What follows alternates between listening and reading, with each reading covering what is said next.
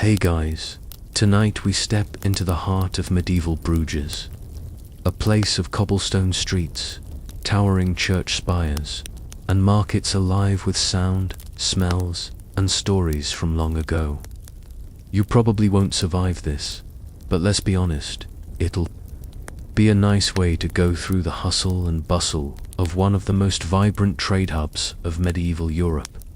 So, before you get comfortable, take a moment to like the video and subscribe, but only if you genuinely enjoy what I do here.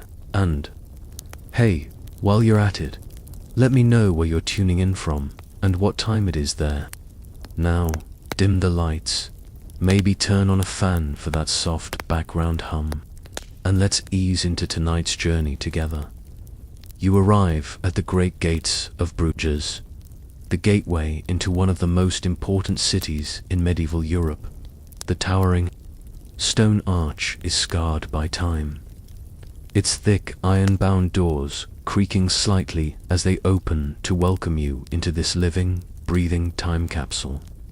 You step through the archway, the sound of your boots echoing on the cobblestones. The air here smells of wet stone and fresh bread, a surprising mix of earthy and comforting, with a hint of the salty breeze from the nearby coast. Around you, the medieval world hums with the rhythm of daily life, a stark contrast to the sanitized streets of the modern world.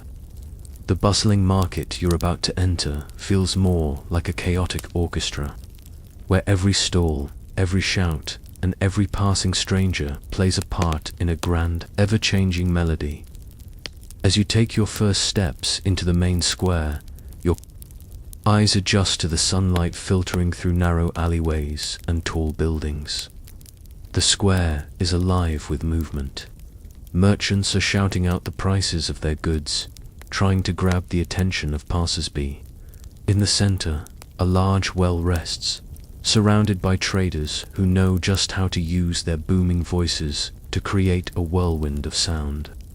The medieval marketplace is a sensory overload, brightly colored tapestries hanging from stall roofs, wares stacked high in wooden crates, and the occasional shriek of a child chasing after a stray dog. Your feet crunch on the smooth, weathered cobblestones, worn down by centuries of trade and travel. There's a certain poetry to this place, but it's not the kind of beauty you'll find in a book. No, this is the poetry of survival, of the everyday hustle of life, where each item for sale represents a story you might never hear but can feel through the energy in the air. The smells are the first thing to hit you, the scent of fish, freshly caught from the sea, mingling with the sweet aroma of spices from far-off lands.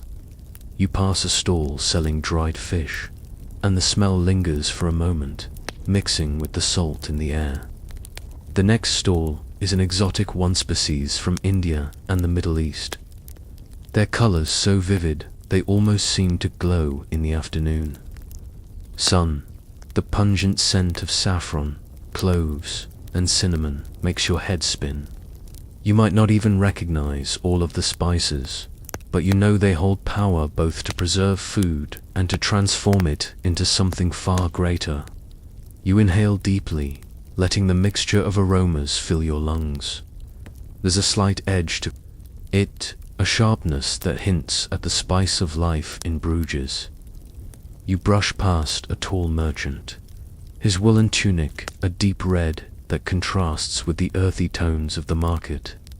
He stands by a table piled high with leather goods bags, belts, and shoes, all handmade, the leather soft but strong. His voice rises above the noise of the market, a deep bellow as he calls out to you, inviting you to touch and feel the craftsmanship of his goods. You consider stopping, your fingers itching to trace the smooth leather, but your attention is pulled away by a loud hammering noise coming from the blacksmith's stall. The rhythmic clang of metal striking metal is deafening in the otherwise chaotic marketplace. The blacksmith, a burly man with a thick beard and brawny arms, works with a focus that can only come from years of experience. Sparks fly from his forge as he shapes a horseshoe, and for a moment you feel as if you're transported back in time, surrounded by the tools and trades that were the lifeblood of medieval society. Historians still argue whether blacksmiths were the true artisans of the time, or if the real creative magic belonged to the guilds of goldsmiths and jewelers.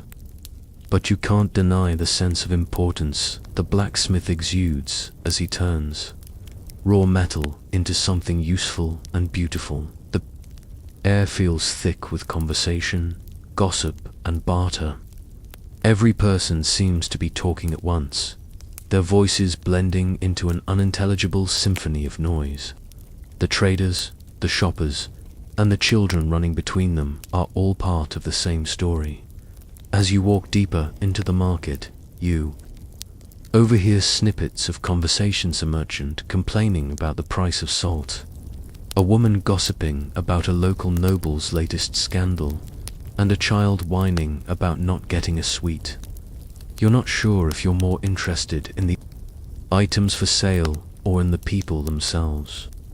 The market is a stage, and everyone is playing their part, from the rich noblewoman standing at the edge of the crowd to the poor peasants huddled in the corners. There's a sense of unease, a reminder that not everyone in the market is here by choice. Some are here to sell, some to buy, and others simply to survive.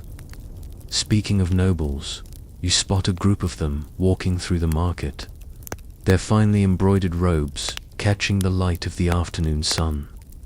They glide through the crowd with an air of authority, their heads held high, their movements graceful and deliberate. It's almost as if they're in a world of their own, untouched by the roughness of the marketplace, untouchable in their wealth and stature. You watch them pass, a mix of awe and frustration bubbling up inside you. The nobles seem so out of place here, yet at the same time, they are the reason the market exists. Bruges' economy thrives because of the money that flows in from the wealthy, their purchases fueling the stalls, the craftsmen, and the trades. But it's hard not to resent their indifference to the struggle all around them. You think about the history of the city, how it once rivaled even Venice in wealth and power, and wonder if the nobles, with all their privileges, ever stopped to think about the common people who keep this market running. You pause for a moment and listen.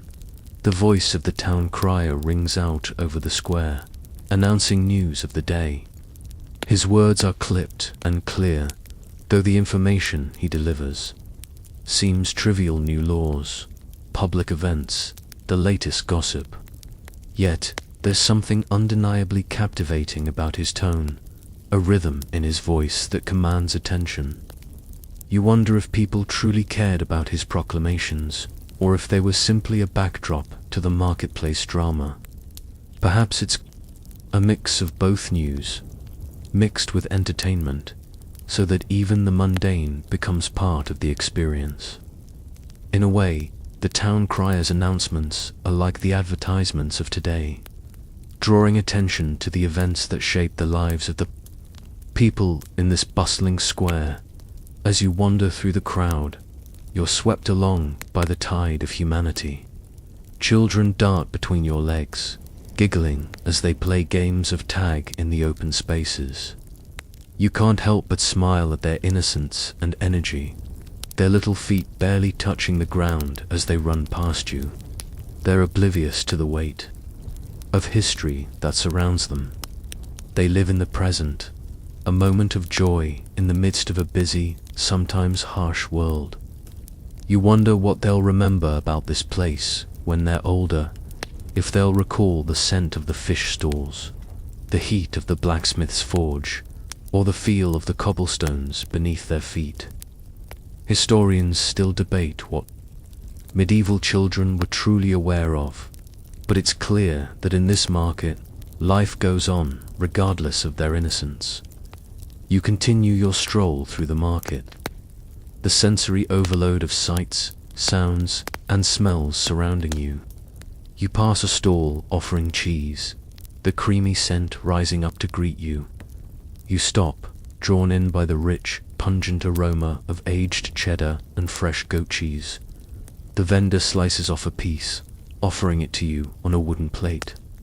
You take a bite, the creamy texture melting in your mouth, the sharpness of the cheese mingling with the freshness of the air. It's a simple pleasure, but in a place like this, it feels like luxury. You can't help but marvel at the way the market transforms the ordinary into something extraordinary. Even the cheese, something as simple as milk and salt, takes on a deeper significance here, representing a whole community of farmers, traders, and artisans working together. As you continue your journey through the marketplace, you're confronted with the exotic. An older man from distant lands stands behind a stall, selling trinkets and fabrics you've never seen before. He speaks in a language you don't understand, his accent thick and foreign, but his smile is warm and welcoming. The trinkets are beautiful carved wooden animals, intricate jewelry, and textiles woven with colors that seem to shimmer in the sunlight. You're reminded of the far-flung trade routes that once connected Bruges to places like the Middle East and Asia, bringing with them the goods and cultures of distant lands. You wonder how long it's been since someone from those far-off places has stood in this very spot, selling their wares to curious shoppers. You've barely had time to catch your breath, yet there's already another twist in the market's endless dance. Before you, a towering stack of leather goods catches your eye, an entire table of bags, belts, and shoes lined up, waiting for someone like you to wander past. The merchant behind it is a broad-shouldered man whose weathered face suggests he's been doing this for longer than you can imagine. His tunic, a dull brown, is worn but functional, the color blending seamlessly into the earthy tones of the market. He greets you with a booming voice, his accent thick and unpolished. You can't help but feel drawn to the products before you, the leather glowing in the afternoon sunlight. It's clear that this merchant knows his craft. His products have a texture that promises durability, but also a strange, timeless elegance that sets them apart from the rest. You wander closer, your fingers brushing the edges of the bags. The leather is soft, yet rough, yet inviting, like the very land from which it was harvested. You wonder if this is the same leather used by knights and noblemen, stitched together with skill and care in the same way that medieval warriors might have crafted their own armor. Perhaps somewhere a soldier has been outfitted by this very merchant, his leather armor a symbol of status as much as protection. Historians still debate whether these goods were sold only to the wealthy, or whether even the common folk could afford them. But here, in this moment, it's hard not to imagine the story of every piece of leather laid out before you. Next to the leather stall, you catch a glimpse of something that makes your heart race with curiosity. The jeweler's stall. Behind the counter stands an elderly man, his hands steady as he arranges rows of gleaming silver and gold, the light catching each polished surface in a gleaming flash. The rings and necklaces on display are intricately designed, some set with stones you don't even recognize. The man looks up as you approach, his eyes sharp, scanning you with a practiced gaze. He doesn't speak, but he doesn't need to. You're drawn to the jewelry as if by some invisible force, your fingers itching to touch the precious metals, to feel their cool weight against your skin. It's fascinating to think that these pieces, this very jewelry, could have been worn by someone who once strolled these same cobblestones. Someone whose face was lost to time, but whose presence still lingers in the trinkets they left behind. These shiny trinkets are more than just decoration. They're the embodiment of wealth, status, and power, from the grandest noble down to the humble artisan. Maybe it's a necklace given as a dowry, a wedding ring exchanged between lovers, or a simple trinket made to impress a traveling merchant. The possibilities are endless, and for a moment, you imagine the countless people who have walked this path before you, each leaving their mark on the marketplace in their own way. There's something almost sacred about the work of jewelers in a place like this, where beauty and utility merge in the form of delicate trinkets and costly adornments. Just as you're about to move on, the unmistakable sound of hammering fills the air, reminding you that the market isn't just about things that are shiny and delicate, it's also about things that are strong, functional, and built to last. You turn toward the blacksmith's stall, where a burly man is pounding away at a piece of iron. His face is slick with sweat, his muscles straining with each strike of the hammer. The heat from the forge radiates outward, a wave of warmth that presses against your skin, and the smell of burning charcoal mixes with the sharp scent of molten metal. The blacksmith's forge is the heartbeat of the marketplace, the very pulse of medieval life. Without men like him, the city wouldn't function. His work isn't glamorous, but it's vital. You can't help but respect the way he wields his hammer, turning raw, formless metal into something that could be useful to anyone, from a simple horseshoe to a finely crafted plow. His creations have value, both practical and symbolic. The blacksmith, like the market itself, is a symbol of the city's heart, a place where utility and artistry collide. Historians still debate the true importance of the blacksmith in medieval society, but there's no denying the way his work defines a place like Bruges. It's not just about creating things. It's about shaping civilization itself, one hammer strike at a time. As you move through the square, the sheer variety of goods on offer continues to astound you. Stalls sell everything from textiles to trinkets, from food to fine clothes. One particular stall catches your attention as you see a merchant standing proudly behind a display of silk and fine linen. The fabric gleams in the sunlight, the colors rich and vibrant, as though they were painted onto the cloth itself. You pause, your hand reaching out toward a deep crimson scarf. It's difficult to imagine the wealth it must have taken to bring such fine goods to this market. How many traders, how many merchants, how many ships must have carried these silks across the seas to get to Bruges? Historians still argue whether Bruges' wealth came from its position as a trading center or from its industries. But the truth lies in the marketplace itself, where the richness of the world is on display in every fabric, every piece of jewelry, and every piece of leather. You imagine how someone would have felt wearing such a luxurious fabric centuries ago.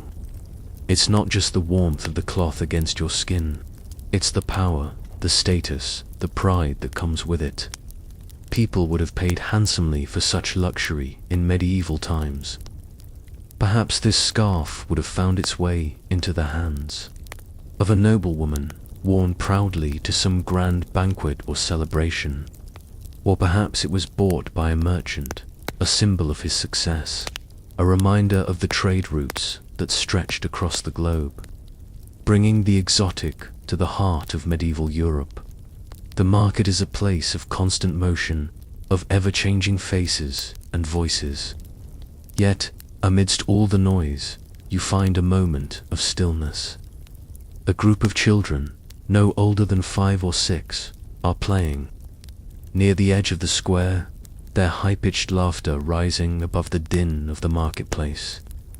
The sound is innocent, free from the weight of the adult world. You watch them for a moment, the way they run and chase each other without a care. In the world, There's a joy in their movements, a carefree energy that contrasts sharply with the chaos surrounding them. You can't help but smile as one of the children dashes past you, a loose strand of hair blowing in the wind as they giggle and dart out of the way of a passing cart. Their innocence is like a breath of fresh air in the midst of the markets. Intensity. It's a reminder that, despite the noise and the bustle, there's always room for joy, for play, and for wonder. Even in a world as complicated and unforgiving as medieval Bruges, the day wears on, and you continue to wander through the market, your senses alive with the experience. The food stalls draw you in next, the smells of freshly baked bread and roasting meats tempting you with their promise of something delicious. You stop at one of the stalls, your stomach growling in response to the rich aromas. The vendor hands you a warm loaf of bread, its crust golden and crisp, and you take a bite, savoring the simplicity of it. It's nothing fancy, just bread and salt, but it tastes like heaven after the journey through the market. As you chew, you reflect on the fact that in many ways, this bread, this simple meal, is the backbone of medieval life. Bread was the staple of the diet, the sustenance that kept people going through the long, hard days. And in a market like this, where so many different cultures and peoples converge, bread becomes more than just food, becomes a symbol of survival, of the daily struggle to feed oneself and one's family. The warmth of the loaf, the satisfaction of the bite, is a moment of comfort in an otherwise chaotic and bustling world. And yet, just as you feel the calm settling in, you realize something. There's one last stop in this market that you haven't yet explored. An exotic merchant from the distant east, offering all manner of trinkets, fabrics, and spices. His stall is unlike any other in the market, his goods shining like precious gems under the late afternoon sun. The air around him is thick with the scent of incense, and his voice calls out in a language you don't quite understand, but the warmth in his tone invites you in. He beckons you closer, eager to show off his goods, eager to share his stories of far-off lands. This moment, like the market itself, is a reminder that Bruges was a city of connection, a city where the world came together and every encounter was an opportunity to learn something new. It's a moment of curiosity, a moment that reminds you just how much this market, with its endless goods and faces, holds in store. Historians still argue about the cultural impact of trade in Bruges, but it's clear that the exchange of ideas, goods, and stories is what made this market and this city so extraordinary. As the sun dips lower into the sky, casting long shadows across the market, the scene around you shifts. The hustle and bustle of the day has not slowed, but there's a subtle change in the air. The once bright colors of the traders' stalls are now softened by the golden light, and the cacophony of voices seems to take on a more rhythmic quality, as if the market itself is settling into a comfortable routine.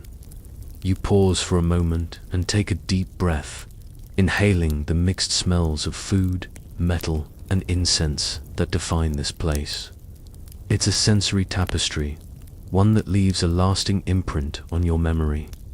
As you walk deeper into the market, you catch sight of the herbalist's stall, a modest stand that's nearly lost among the more extravagant displays of goods. The stall itself is made of rough wood, weathered from years of use, but it's overflowing with jars, bottles, and bundles of dried herbs, all neatly arranged to create an impression of chaotic order.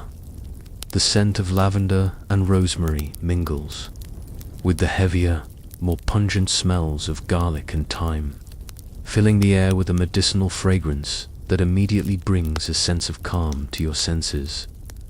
The herbalist, an elderly woman with a weathered face and sharp, observant eyes, stands behind the stall, carefully arranging her wares.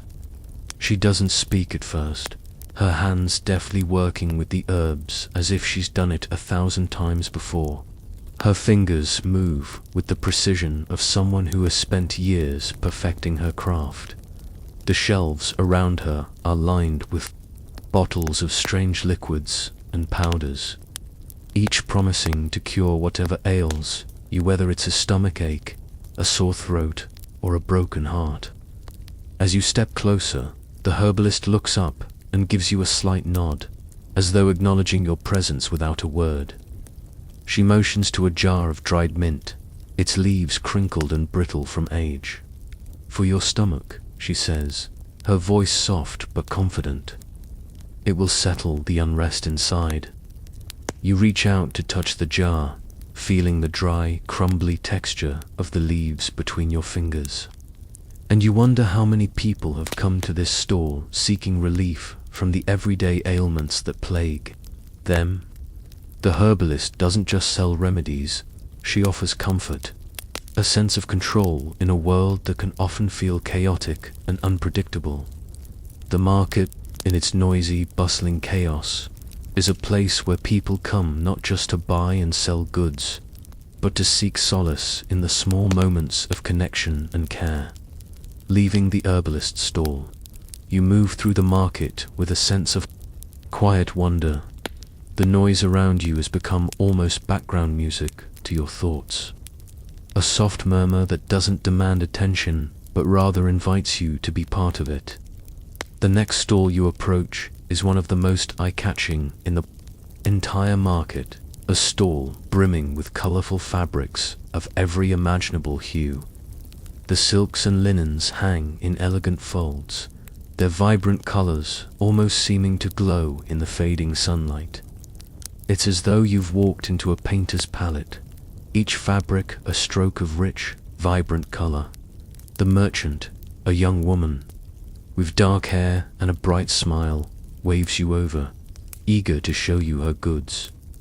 You run your fingers over the smooth, cool fabric, feeling the luxurious texture beneath your touch. There's something almost magical about the way the fabric moves, shifting with your touch as if it has a life of its own.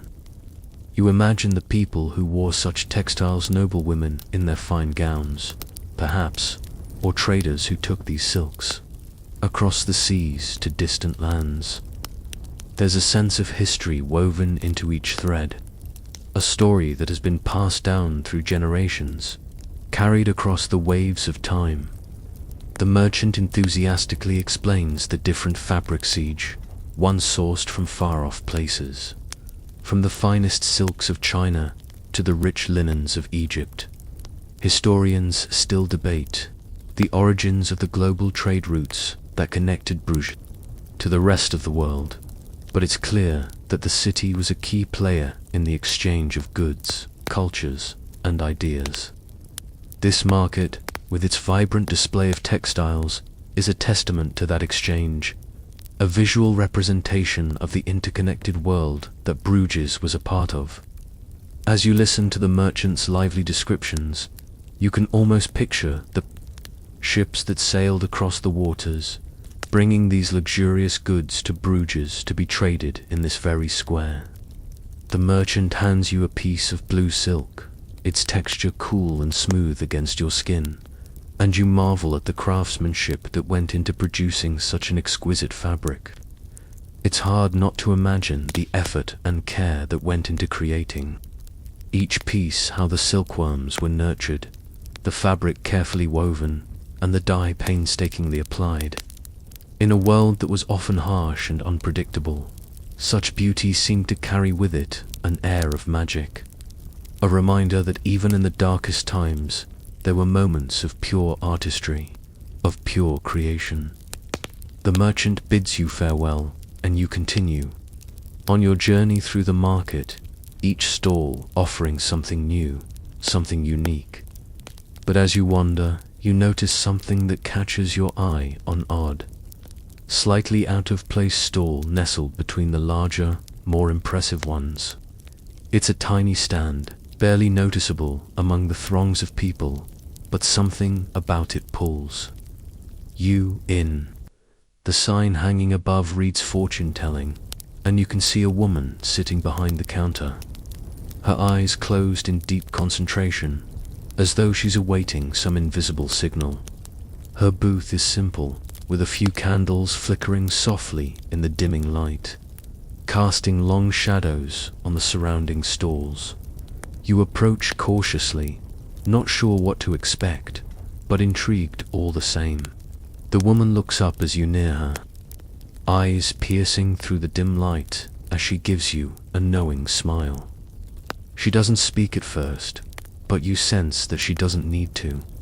The air around her seems to hum with an unspoken energy, as though the very act of her presence here is enough to tell you that there is something more happening in this market than just trade.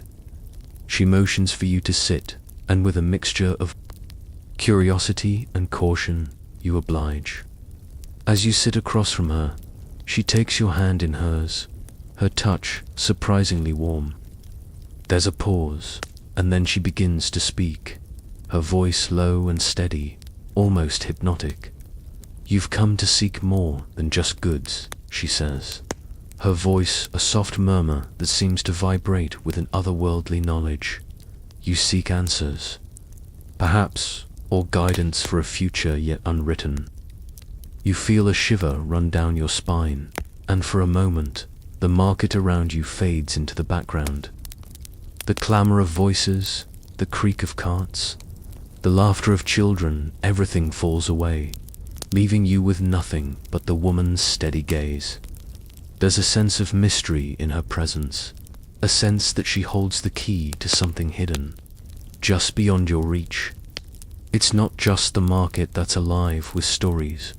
Every person here carries a story with them, a history that stretches back through time, just waiting to be told. And perhaps, in the quiet moments like this, in the soft flicker of candlelight, you begin to realize that the marketplace itself is more than just a place for buying and selling. It's a place for connecting, for understanding the threads of life that bind people together. Historians still argue whether fortune-telling was a widespread practice in medieval Bruges, or whether it was something relegated to the fringes of society. But in this moment, it feels as though the woman across from you is tapping into something much deeper than the mere exchange of goods.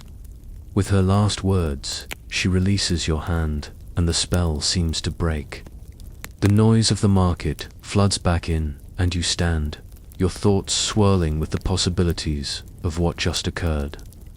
As you walk away, you can't help but feel that something has shifted, that the market has revealed a different side to itself, one that exists not just in the physical world, but in the intangible realm of connections and mysteries. You've spent hours wandering through the stalls, lost in the world of medieval Bruges. But now you realize that the true essence of this place lies not in the goods sold or the noise of commerce, it lies in the stories shared, the connections made, and the sense of wonder that fills every corner of this bustling, vibrant world. The evening light has now softened to a cool, golden hue as the market continues to pulse with life. But the once unfamiliar rhythm of the place has begun to settle into something more familiar, more comforting. It's like being part of a grand, unspoken choreography that plays out in front of your eyes. The sound of barter and trade, the clink of coins, the rustling of fabrics, the occasional, sharp voice of a merchant advertising their wares has taken on a steady, almost hypnotic cadence. As you move through the market, you notice how the colors of the world seem more vivid in the waning light. The reds and yellows of the spices glow even brighter, their hues rich with promise, and the wooden crates filled with cloths are bathed in the soft, ethereal light that comes only in the early evening. But beyond the physical beauty of the market, There's a deeper pulse that keeps the heart of Bruges beating, the faces, the voices, and the lives that intertwine here. In this very space, every step you take, every stall you pass, is a step deeper into the complexity of the medieval world. A world where commerce, culture, and survival all collide. As your feet continue to crunch against the cobblestones, you feel an invisible thread pull you forward, beckoning you deeper into the labyrinth of stalls. It's impossible not to notice how different the night version of the market feels. The vendors seem more relaxed, their postures more casual, perhaps because they're nearing the end of a long day's work. The frantic energy of the midday rush has softened, replaced by a quieter hum. It's not the frantic hustle of morning, nor the energy of those trying to secure last-minute purchases before the market closes for the night, but a calm ebbing tide that signals the twilight hours. You pass a stall where a baker pulls fresh loaves from his oven, the golden crusts crackling as they meet the cool air. There's something so basic, so primal about bread in this market. It's not just nourishment, it's the heartbeat of every meal. You pause for a moment to watch the baker cut slices, his knife working with practiced ease, and you marvel at the simplicity of it all. The flour, the water, the yeast, all transformed into something far greater than its parts. You wonder how many of these loaves will be carried home to families who rely on this basic staple. How many people will sit around a simple wooden table and share a loaf like this one? And as you watch the baker place his loaves into waiting baskets, you realize that, like the market itself, this bread is a thread and essential link that ties the lives of the people of Bruges together. Your gaze drifts toward the next stall, where a collection of brightly colored ceramic pots sits, each one glistening in the fading sunlight. You walk closer, intrigued by the rich patterns and smooth, glossy finishes of the pots. The merchant, a thin, wiry man with dark, intense eyes, stands by his stall, watching you with a quiet intensity. His wares are delicate, each pot carefully crafted with intricate designs that speak of an artist's touch. Some pots are decorated with swirling patterns, while others feature scenes from daily life: farmers working the fields, animals in the woods, or the bustling streets of Bruges itself. The sheer variety is staggering, and for a moment you wonder about the time and effort it took to create each one. Ceramic pottery, like bread, is a timeless crafter skill passed down through generations, slowly perfected over time. But these pots also represent something more, something deeply cultural. The art of pottery in medieval Bruges was more than just practical. It was also a symbol of wealth and status. The more intricate and beautifully designed a pot, the more it signified the owner's place in society. And yet, for all their beauty, these pots are meant to be used. They hold water, store grains, and serve as vessels for food and drink. Historians still debate the social significance of pottery in the medieval world, whether it was merely utilitarian, or if its decorative elements were tied to the social class of its owner. But as you run your fingers along the smooth surface of one pot, you can't help but feel the history of this simple object, the craftsmanship, and the long tradition it represents. Your journey takes you to yet another corner of the market, where a group of children are playing a game of tag, weaving between the legs of passing adults. Their high-pitched laughter cuts through the air like a sharp, sweet melody. You can't help but smile at the sight. There's something undeniably charming about the way they move through the marketplace, their youthful energy infectious, a stark contrast to the more serious, business-like atmosphere of the stalls.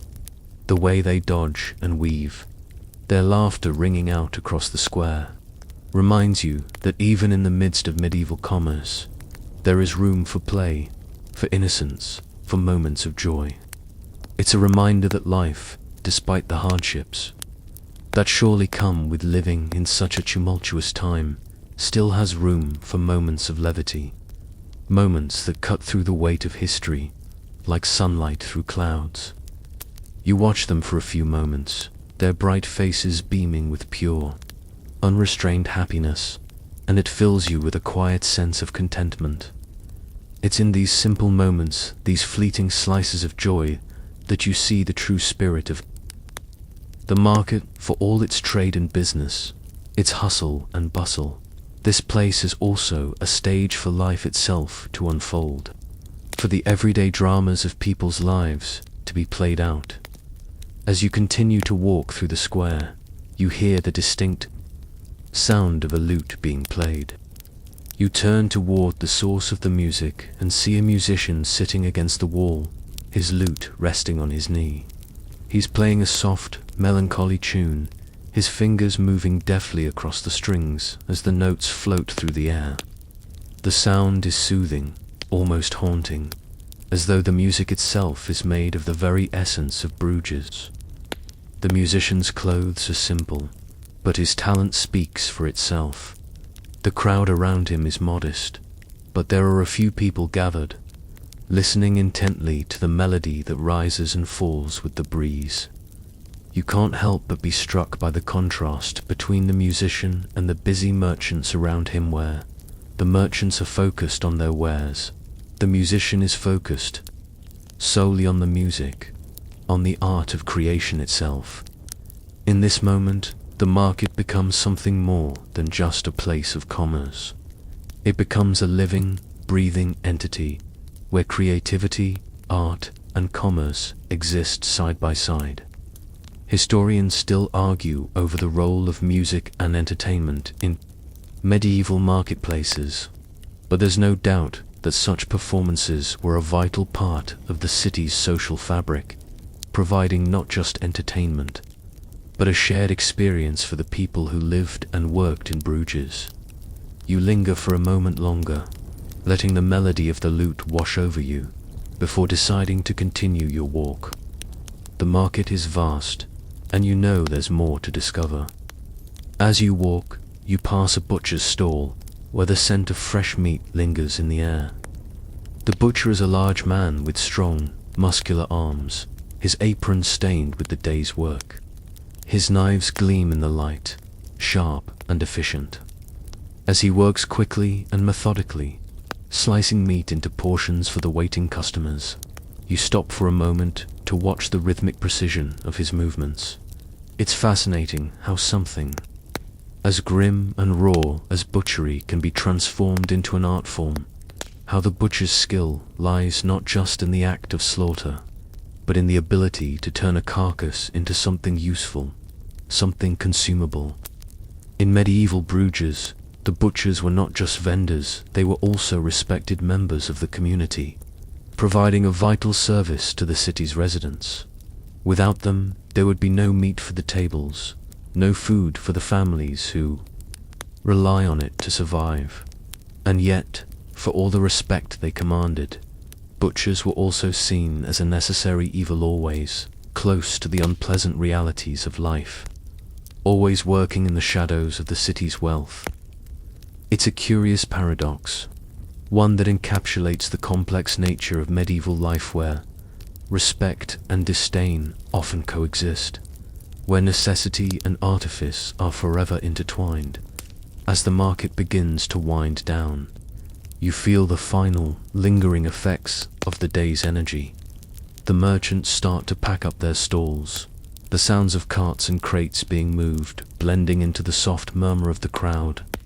The light continues to fade, and the chill of evening starts to creep into the air. The market square, once alive with the chaos of the day, now stands quiet, almost serene, as the final traders pack away their goods. You feel a sense of peace settle over the square, as if the market is exhaling, readying itself for another day of life, commerce, and connection. The ghosts of all those who have walked these streets before you seem to linger here, their stories carried on the breeze, whispering through the cracks in the cobblestones, ready to be retold by the next wanderer who passes through. Historians still debate the role of the medieval marketplace in shaping the cities of Europe, but one thing is clear: the market is more than just a place for trade. It is a reflection of the lives that pass through it, a place where the pulse of the city can be felt in every interaction, in every exchange, in every step. The evening continues to deepen, and the market square begins to take on a new personality. Gone is the midday rush, the frantic energy that once defined the space. Now, as the shadows stretch long across the cobblestones, a sense of calm settles over the entire square. The merchants have packed up most of their wares, but there are still a few stragglers lingering near their stalls, making last-minute deals with customers who are in no rush to leave. There's something almost sacred in the way the market transforms at night what was once a chaotic, noisy expanse filled with the sounds of commerce and the hustle of daily life. Now feels more like a peaceful retreat, a moment of reflection before the city sleeps. The warm glow of lanterns flickers against the stone walls, casting a soft, golden hue over the marketplace, giving it a sense of intimacy that was absent during the day. The people who remain are different, too. Gone are the hurrying shoppers, the merchants shouting for attention. Instead, you find yourself among those who have come for the quiet, the after hours of the market, those who come not just to buy or sell, but to connect, to share a moment, to breathe in the peace that now hangs in the air. The market is quieter, but not empty. There is a presence here, a stillness that seems to draw you deeper into the heart of medieval Bruges. As you walk further into the square, the sound of the lute player catches your ear once more, his music weaving through the cool air, a soft melody that lulls you into a sense of serenity. His notes are slow now, drawn out and deliberate, as though he too senses the change that's come over the market. You pause to listen, feeling the music fill the spaces between the fading echoes of the day. It's a beautiful contrast to the hustle and bustle that defined the market earlier, and you can't help but wonder if this is how the city always was: loud, chaotic, and full of life by day, and yet capable of slipping into a quiet, almost reverent state by night. Your footsteps slow, and the cool evening breeze brushes against your face, carrying with it the smells of the market of bread, fresh herbs, fish, and spices, all mixing together in the most comforting way. You stop for a moment near the town well, watching as the last few traders finish up their work. There's an old man by the well, leaning on a cane, his face lined with the years he's lived, the weight of his experiences written across his brow.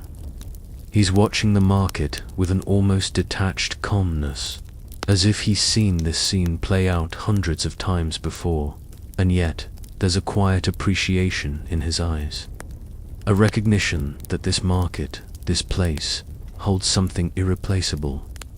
It's not just the goods being sold, or the money being exchanged. It's something deeper, the connections being made, the stories shared over the course of a day, the quiet negotiations that take place not just at the stalls, but between people, between cultures, and between ideas. The old man's gaze holds your attention for a moment, and you wonder how many stories he could tell, how many times he's watched this market change and evolve, how many lives have passed through the square during his years here.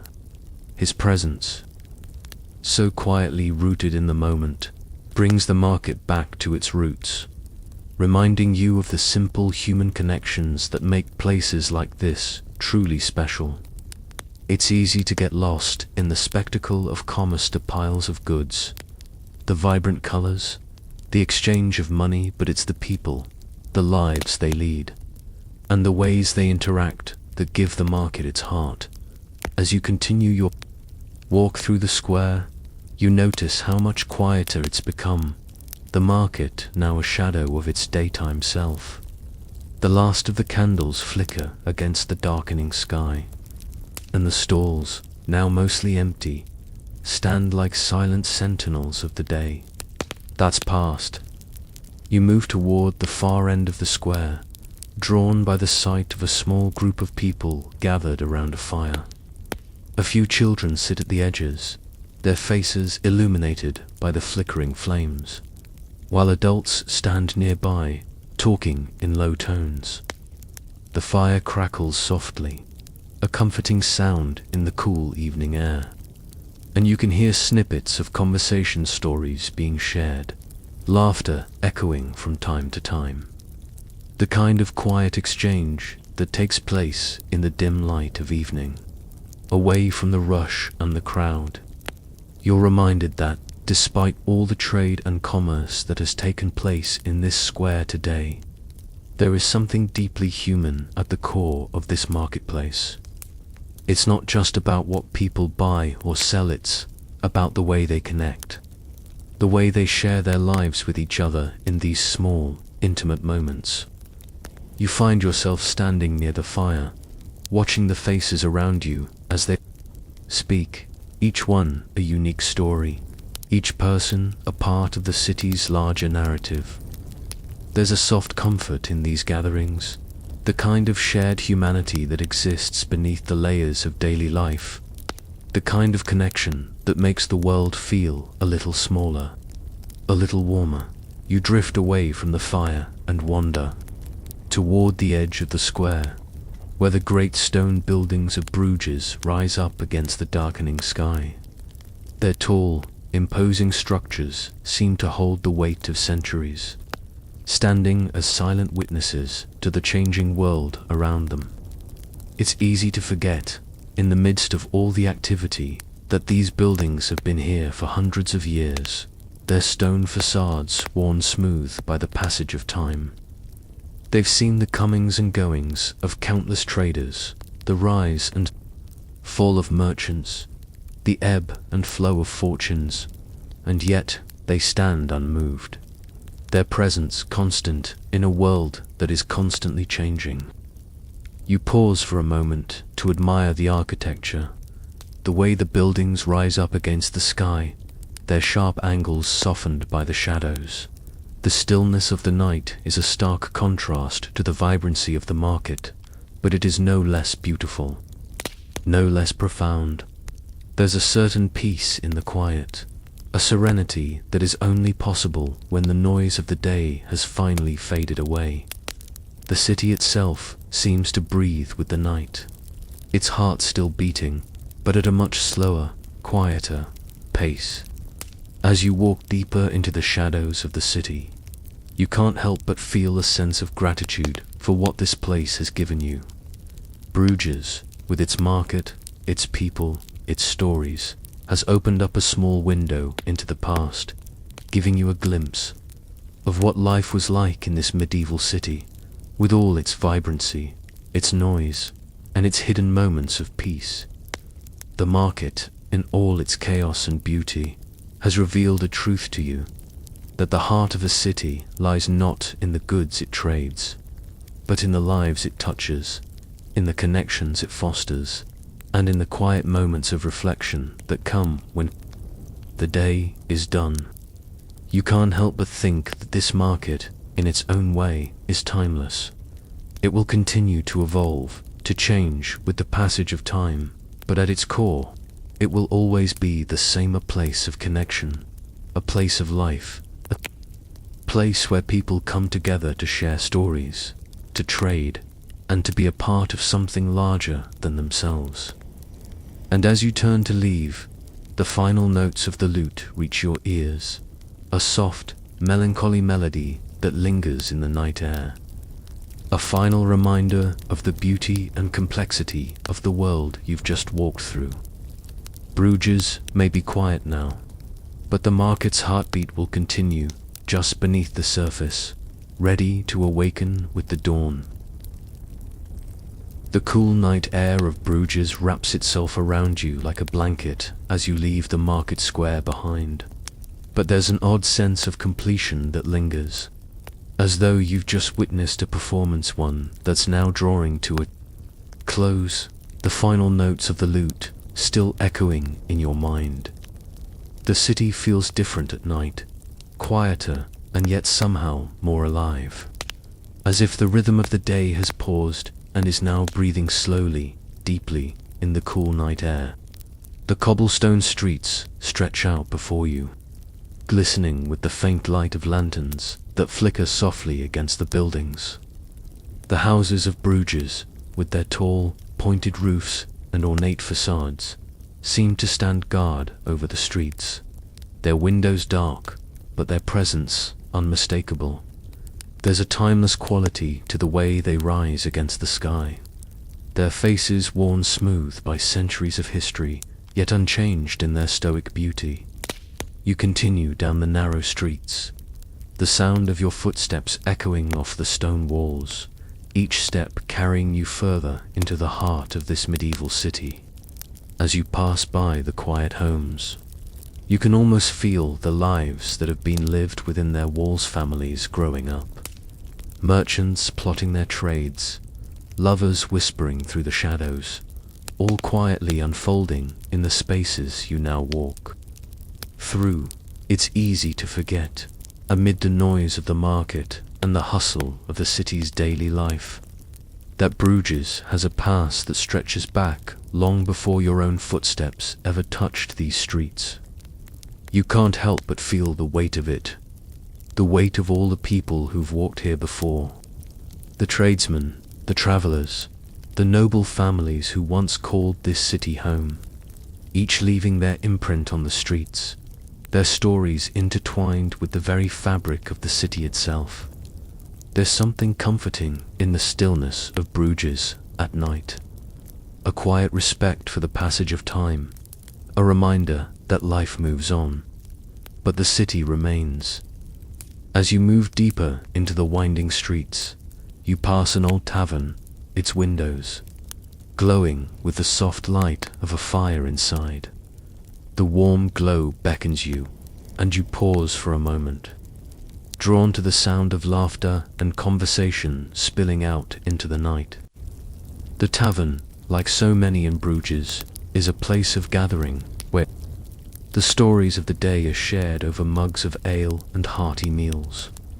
You can hear the clink of tankards, the murmur of voices, and the occasional burst of laughter that cuts through the night air, bringing a sense of camaraderie to the city's otherwise quiet streets.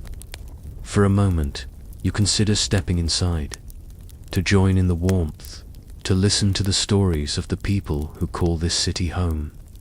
But something about the stillness of the streets calls to you, urging you to continue your walk, to explore the quieter corners of Bruges, where the noise of the day has already begun to fade, and the city reveals itself in a different light. As you move past the tavern, the sounds of revelry grow quieter, and you're left alone with the gentle hum of the night. The streets of Bruges wind through neighborhoods and alleys that have seen centuries of history unfold. The buildings here are older, more worn, their stone faces crumbling in places, but there's an undeniable charm in their decay. They seem to tell a story of endurance, of a city that has withstood the test of time, and yet has retained its soul. The narrow alleyways are lit only by the occasional flicker of a lantern, their dark corners hiding secrets from the past. You feel as though you've entered a world that exists just on the edge of memory, where the ghosts of the past still walk alongside you, their whispers carried on the wind. You can almost hear the faint echoes of footsteps from centuries ago, the soft murmur of conversations that were once held in these very streets.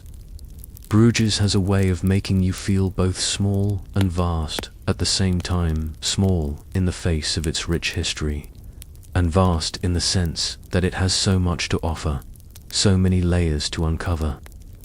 As you walk, you can't help but feel that the city is alive with stories, with memories, with moments that have been frozen in time, waiting to be discovered.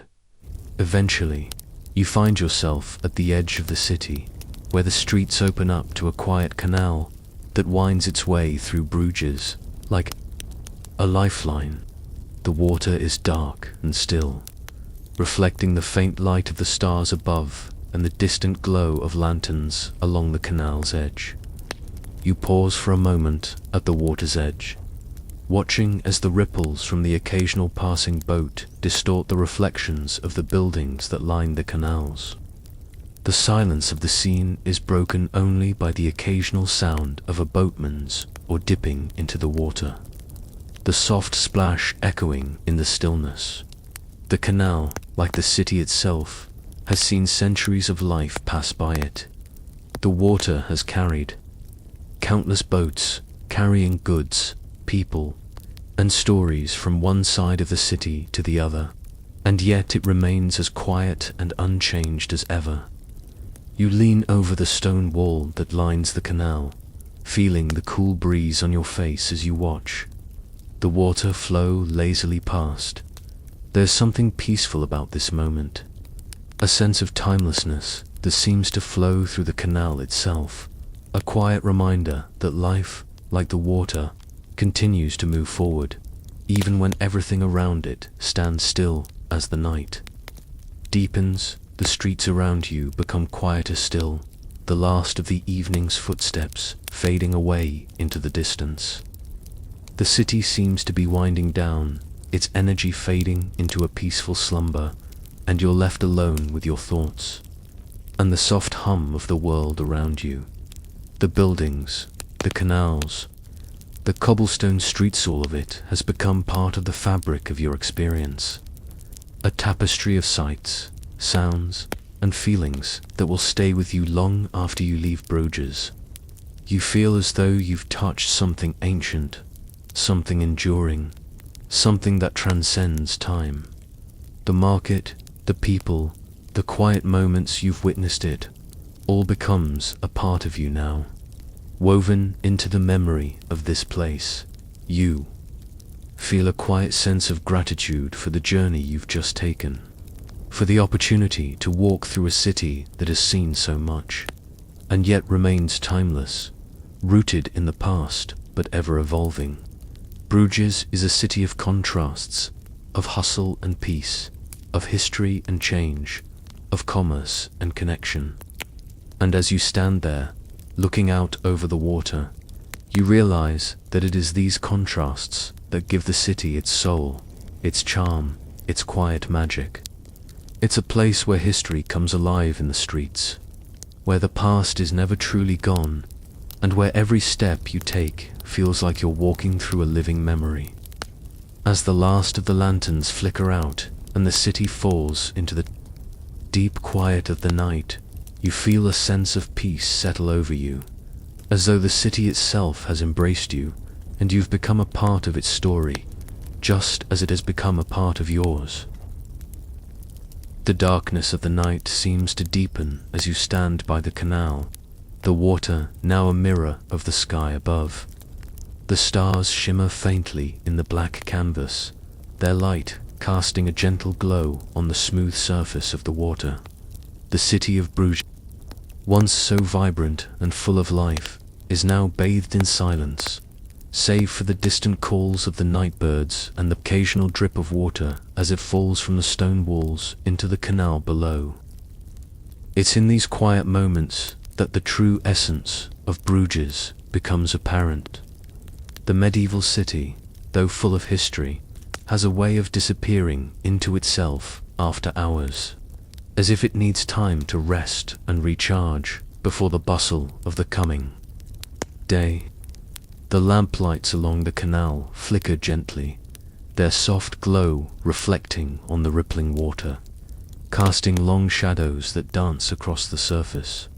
The buildings, which had seemed so alive and filled with energy during the day, now seem distant, almost unreal, as if they are just waking up to a new form of existence, one where time moves a little slower, and the harshness of the world is softened by the quiet, the solitude, and the ancient rhythm of the city. It's easy to forget, standing here, that this city has been a crossroads for trade, a hub for merchants, artists, and thinkers. A place that has been constantly changing, evolving, and adapting to the tides of history. And yet, as you look out over the water, you feel as though the city has always been this way quiet, timeless, and unhurried. A place where everything flows naturally, like the water in the canal, slowly moving forward without any need to rush. As you continue along the canal, you come across an old stone bridge that spans the water.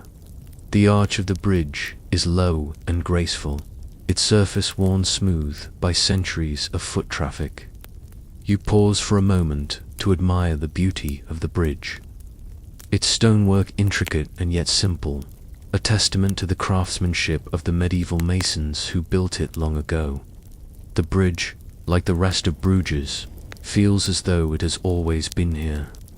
A permanent fixture in the landscape, a piece of history that has withstood the passage of time. As you stand on the bridge, you notice a faint, almost imperceptible breeze that stirs the water below. The breeze carries with it the scent of the nearby gardens, of the earth and the flowers, and it mixes with the faint, metallic smell of the canal water.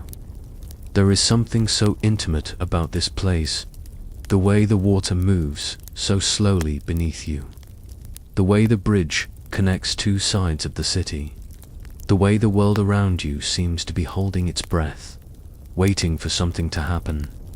The breeze carries whispers, almost as if the city itself is speaking to you, telling you its secrets, its stories. You lean against the stone railing, listening, and for a brief moment, it feels as though you can hear the voices of those who have walked this bridge before. Youth traders, the travelers, the poets, the dreamers, all of them, moving through this space and leaving their mark on the city in ways both seen and unseen. The distant sound of water lapping against the canal walls pulls you from your reverie, and you realize that you've been standing on the bridge for quite some time, lost in the rhythm of the city, lost in the slow, steady pulse of Bruges. You continue your walk, crossing the bridge and making your way down another narrow, cobbled street that winds its way through the heart of the city. The architecture here is different from the grand buildings you saw earlier in the market square. These buildings are smaller, more intimate. Their facades slightly weathered by time, but still beautiful in their simplicity. You notice how the buildings seem to huddle together, as though seeking warmth from one another, their narrow windows peeking out like shy faces from behind the stone walls. The streets are quiet now, and as you walk deeper into the city, the noise of the marketplace and the sounds of the bustling crowds from earlier in the day seem like distant memories. The city feels almost asleep, as though it has entered a peaceful slumber and left you alone to wander through its dreams.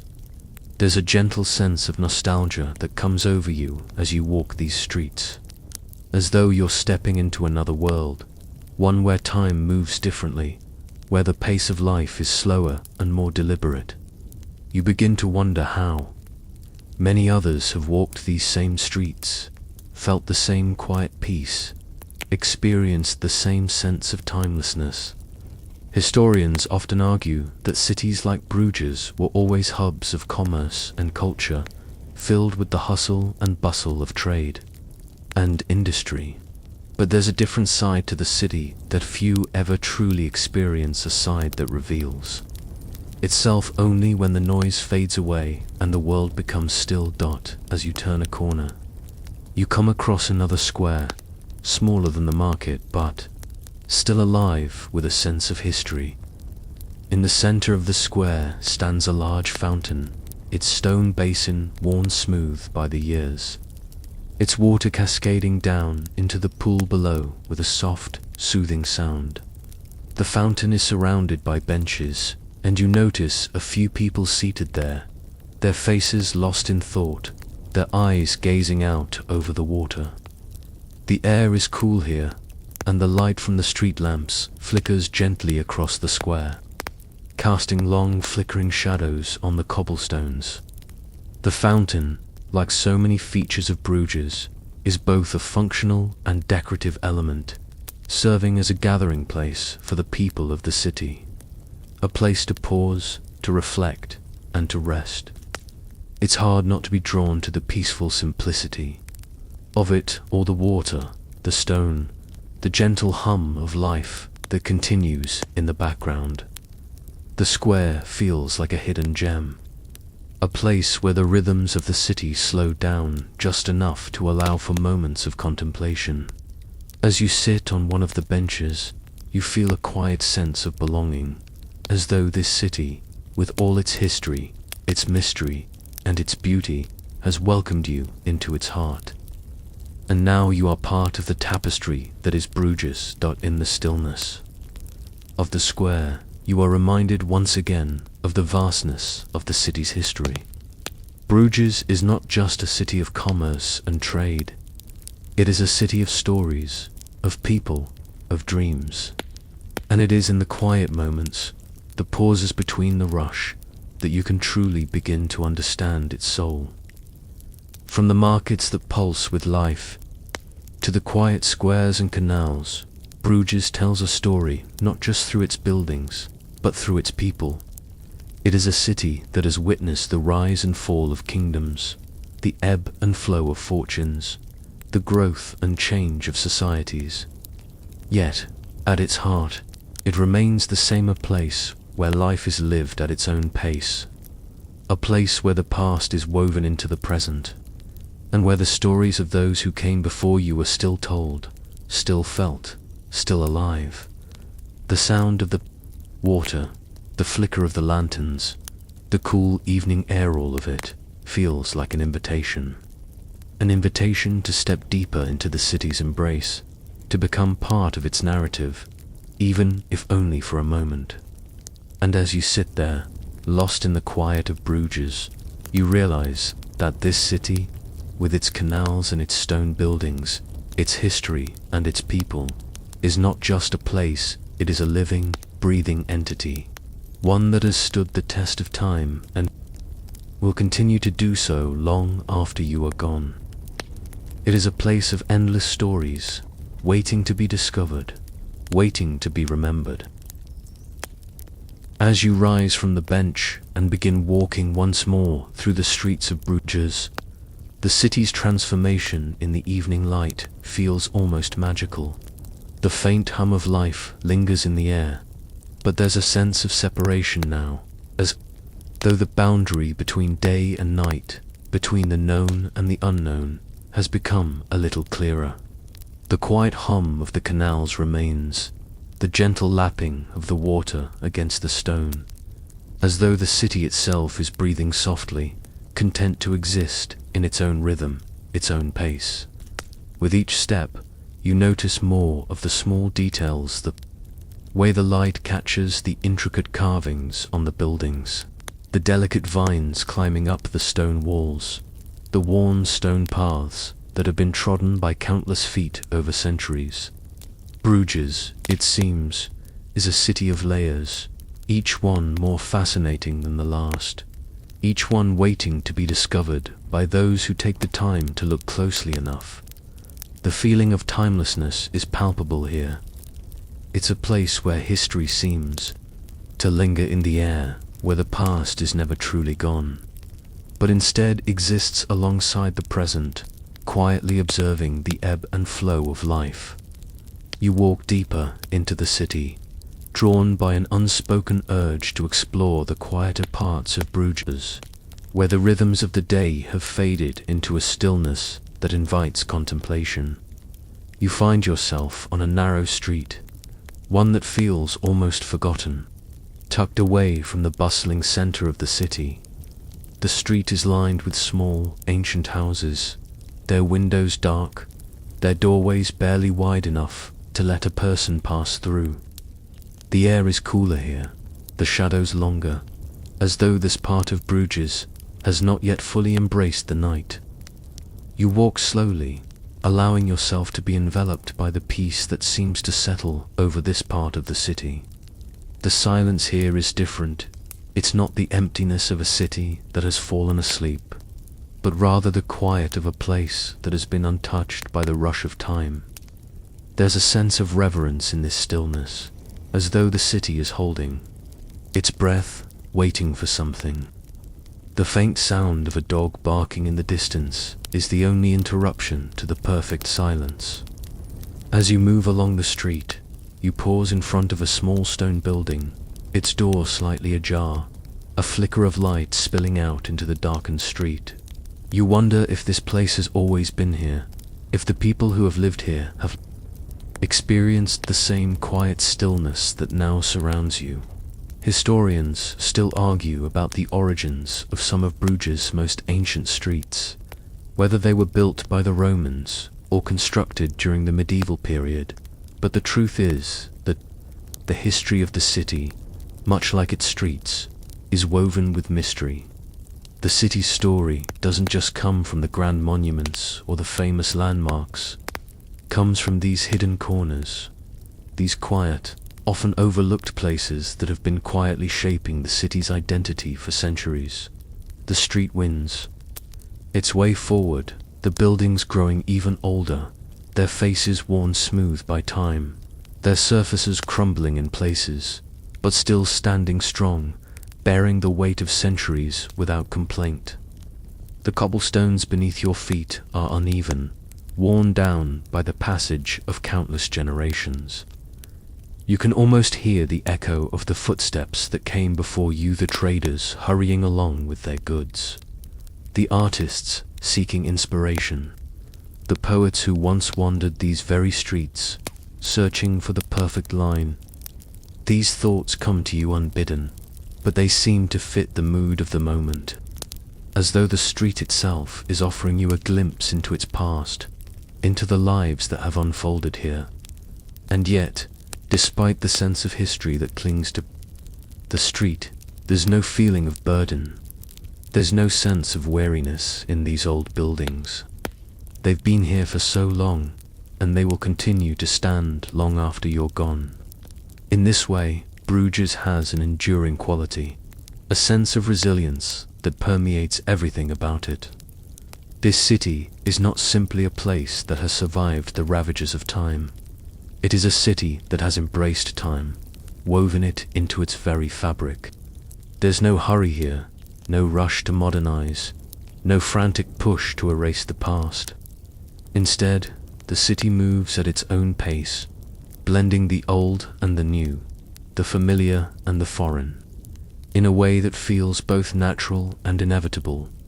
As you continue to wander through the streets, you pass by a small church, its door cracked open just enough to allow a soft beam of light to spill out onto the cobblestones. You can't help but be drawn to the warmth and light, the way the church seems to welcome you, even from the outside. The air feels thick with history here, as though the building itself is alive with the prayers of those who have passed through its doors. Bruges, like so many cities of its time, has always had a strong religious presence. The churches are more than just places of worship, they are landmarks of faith, symbols of the city's devotion, and reminders of the power that religion held over the lives of its citizens. The architecture of these churches is striking. The pointed arches, the delicate stained glass windows, all built to inspire, or to remind the faithful of the grandeur of the divine. And yet, in the quiet of the night, there's a sense of peace that settles over these places of worship. The bustling crowds have long since gone, the priests and the monks have retired to their chambers, and now the church stands as a silent witness to the passage of time. The light from within the church seems to glow even brighter in contrast to the deepening night, a soft, welcoming beacon in the quiet city. You pause for a moment, taking in the sight before you continue on your way, carrying the serenity of the church with you. The streets of Bruges begin to narrow even further as you move through the city. The buildings growing taller, closer together. The air is cooler now, and the silence of the city is absolute. There's a sense of intimacy here, as though you're walking through a world that exists just for you. The city has become your own personal haven, a space where time stands still, where the rhythms of the world are muted, and where all that matters is the present moment. You can feel the weight of the past surrounding you, but it's not oppressive, it's not a burden. Instead, it feels like a gentle embrace, like a reminder that you are part of something larger, something more enduring than your own fleeting moment. In this way, Bruges has a timeless quality that transcends the years, a quiet resilience that invites you to be a part of its story, to walk its streets and see the world through its eyes. As you approach another narrow alleyway, the lights of the city seem to fade into the distance, and the street takes on a darker, more mysterious quality. The cobblestones are worn smooth by centuries of foot traffic, and the walls of the buildings seem to close in around you, creating a sense of seclusion, of being wrapped in the embrace of the city. You feel like an intruder in this world, the visitor who has stepped into a place that was never meant for outsiders, a place that is both intimate and unreachable. And yet, despite this sense of isolation, there is no fear. There's no unease. The city feels safe, as though it is watching over you, guiding you through its labyrinthine streets with a gentle hand.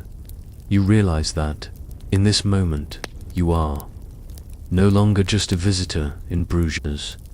You have become a part of it, a part of its story, its history, and its future.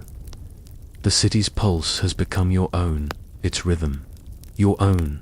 The night deepens around you, and you feel a sense of peace that comes from having wandered through this ancient city.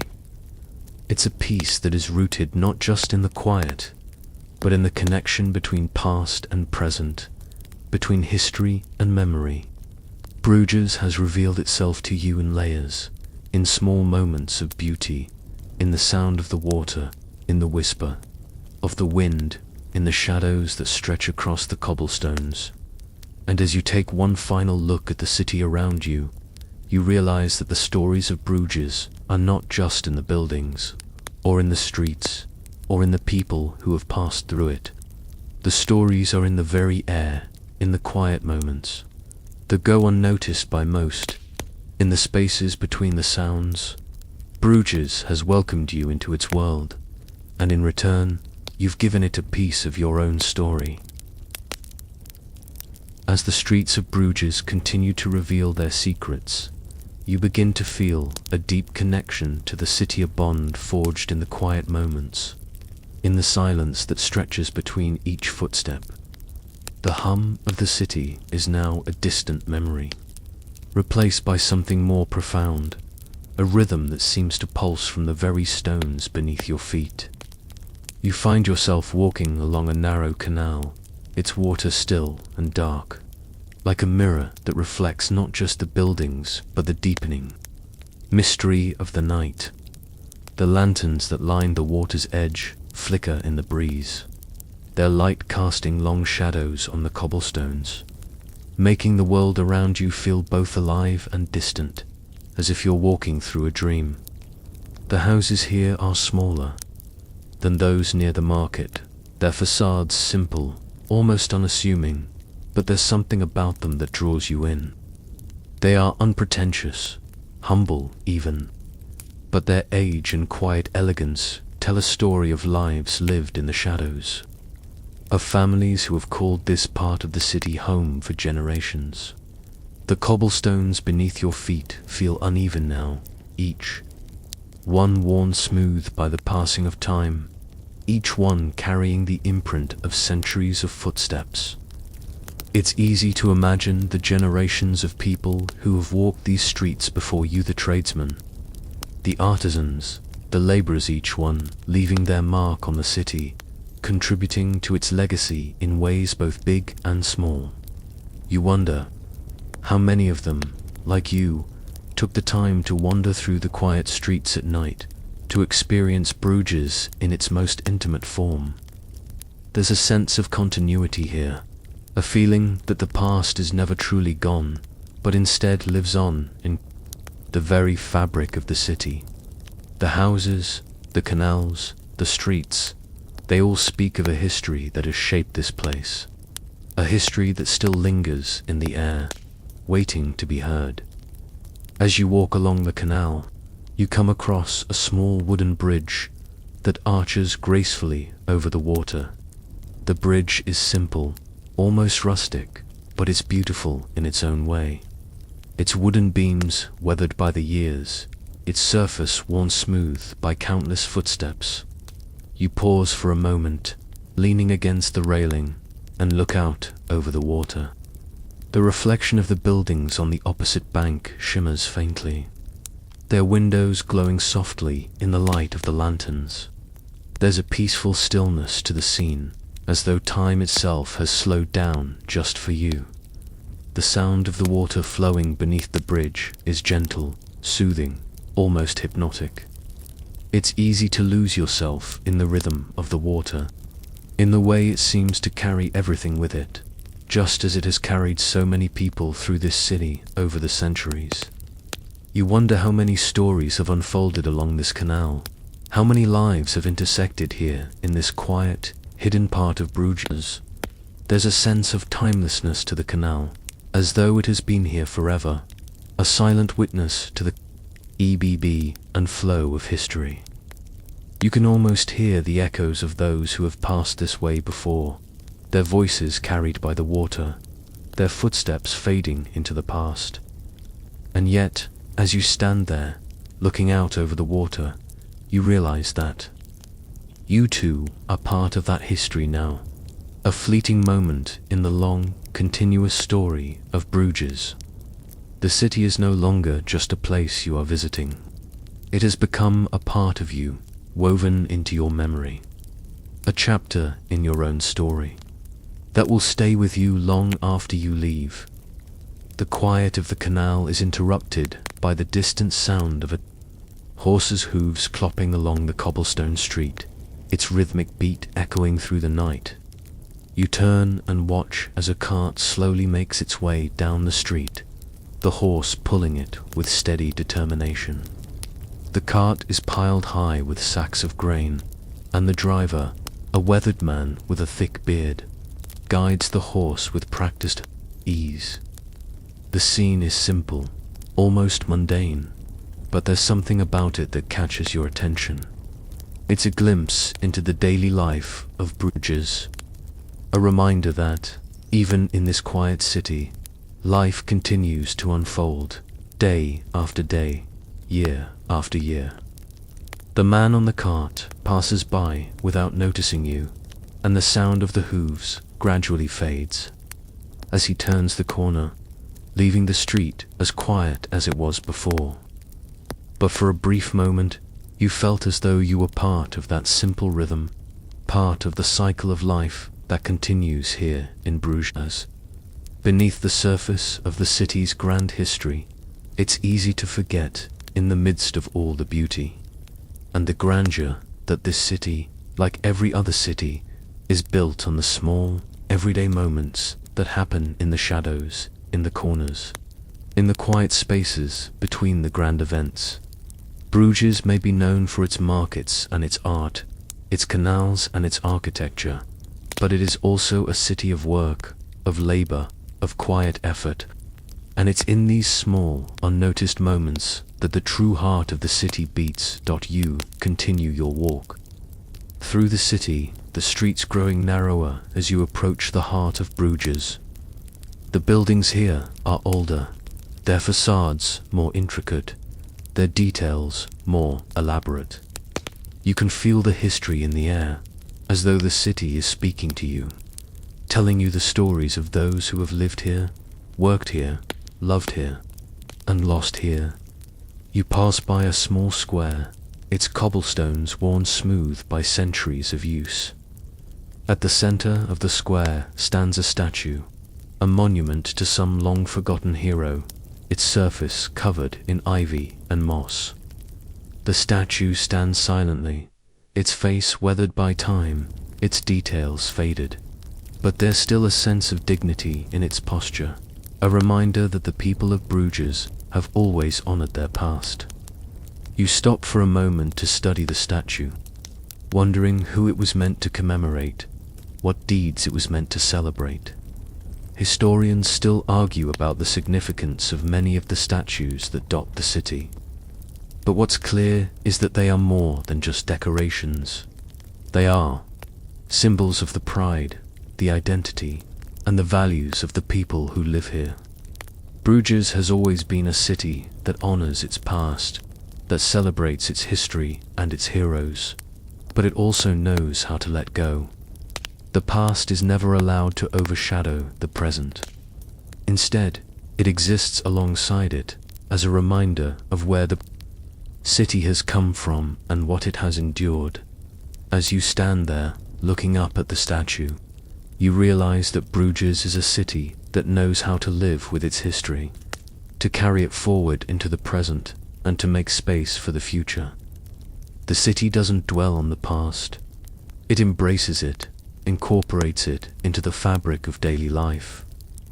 The people of Bruges have always understood that history is not something to be feared or mourned, but something to be celebrated, to be lived alongside. And as you continue your walk, you begin to feel that sense of connection, that sense of belonging to the city.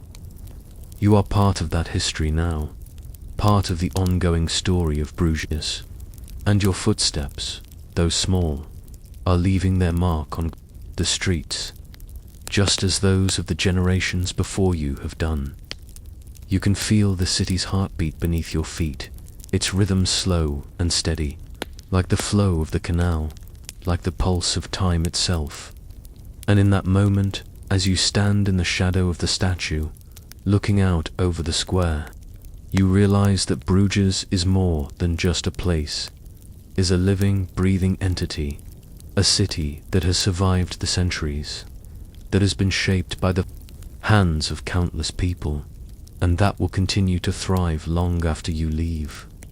It is a city that has weathered the storms of history, that has adapted to the changes of time, and that will always find a way to move forward, to evolve, to grow. And in its quiet, unhurried way, Bruges has become a part of you, a memory that will stay with you forever, a piece of your own story. As you move through the streets of Bruges, the familiar landscape of the city seems to shift ever so slightly, almost imperceptibly, as though the city itself is pulling you deeper into its embrace. You walk along the canal, the water's surface, smooth and dark, like glass, reflecting the sky above with an eerie stillness that adds to the growing sense of tranquility in the air. The lanterns along the canal flicker in the breeze, their golden light soft against the cool, deep blue of the evening sky.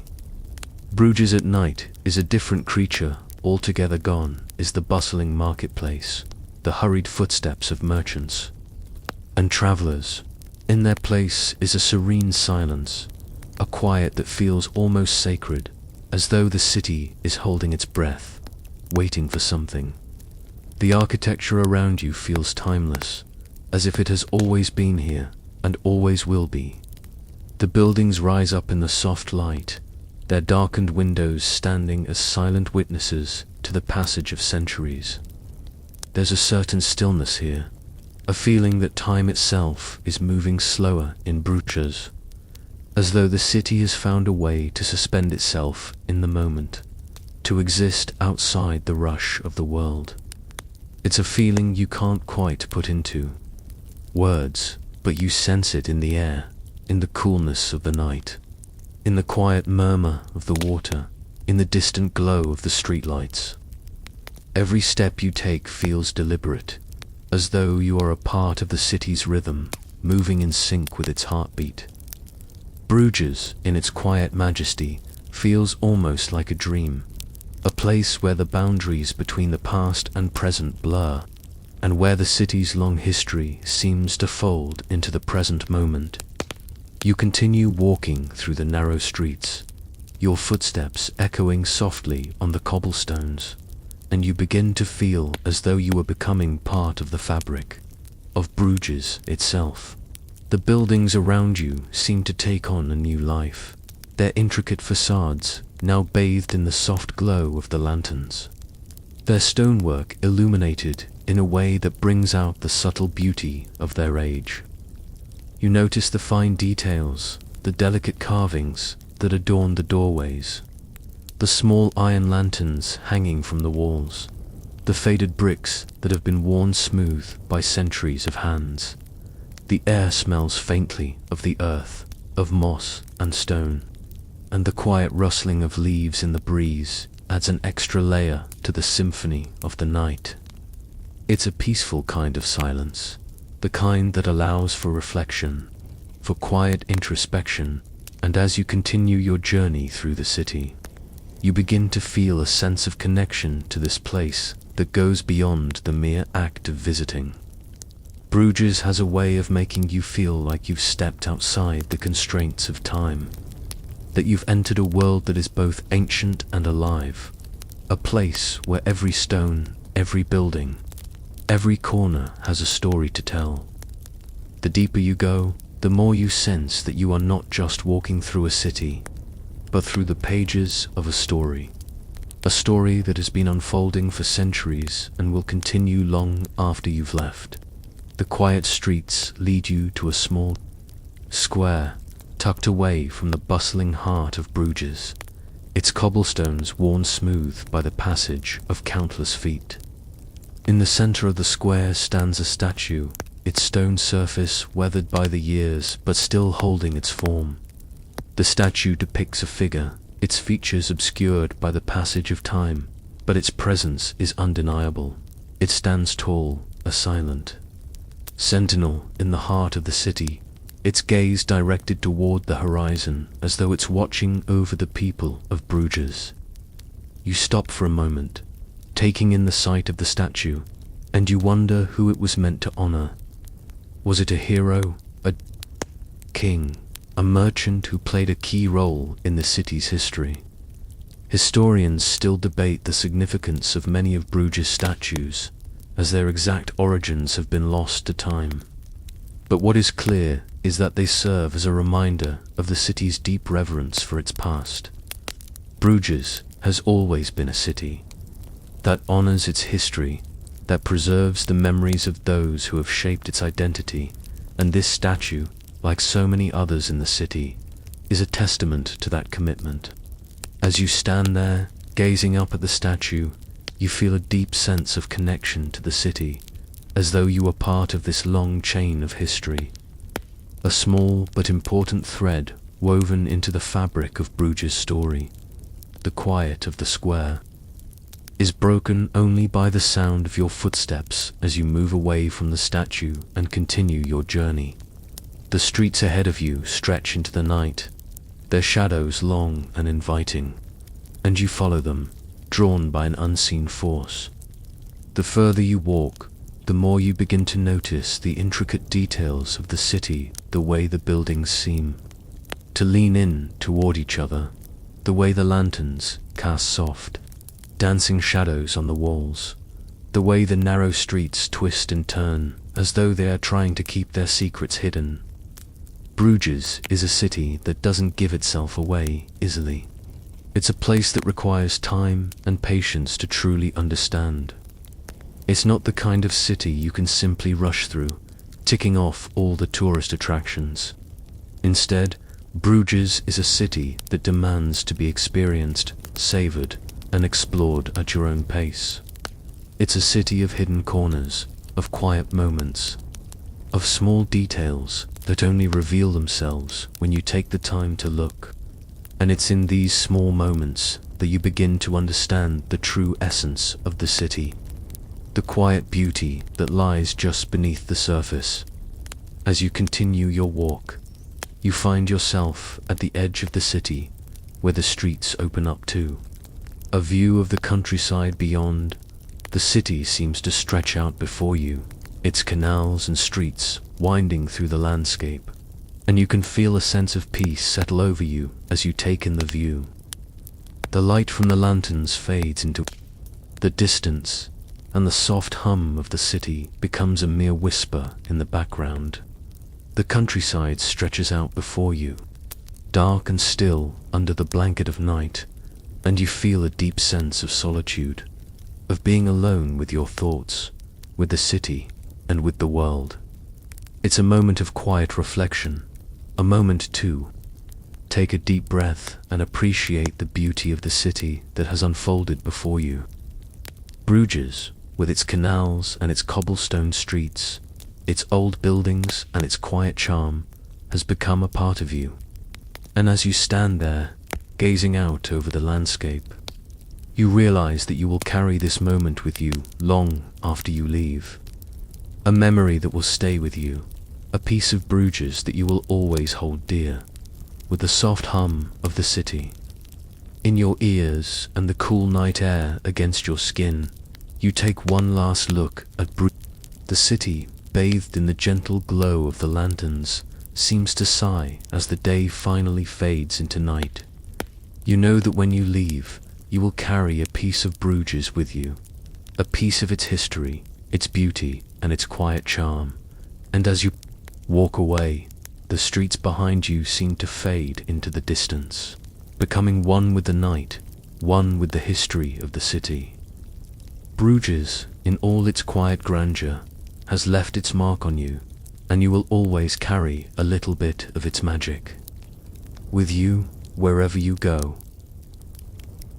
The morning light begins to break over Bruges, the soft glow of dawn slowly revealing the city in its full glory.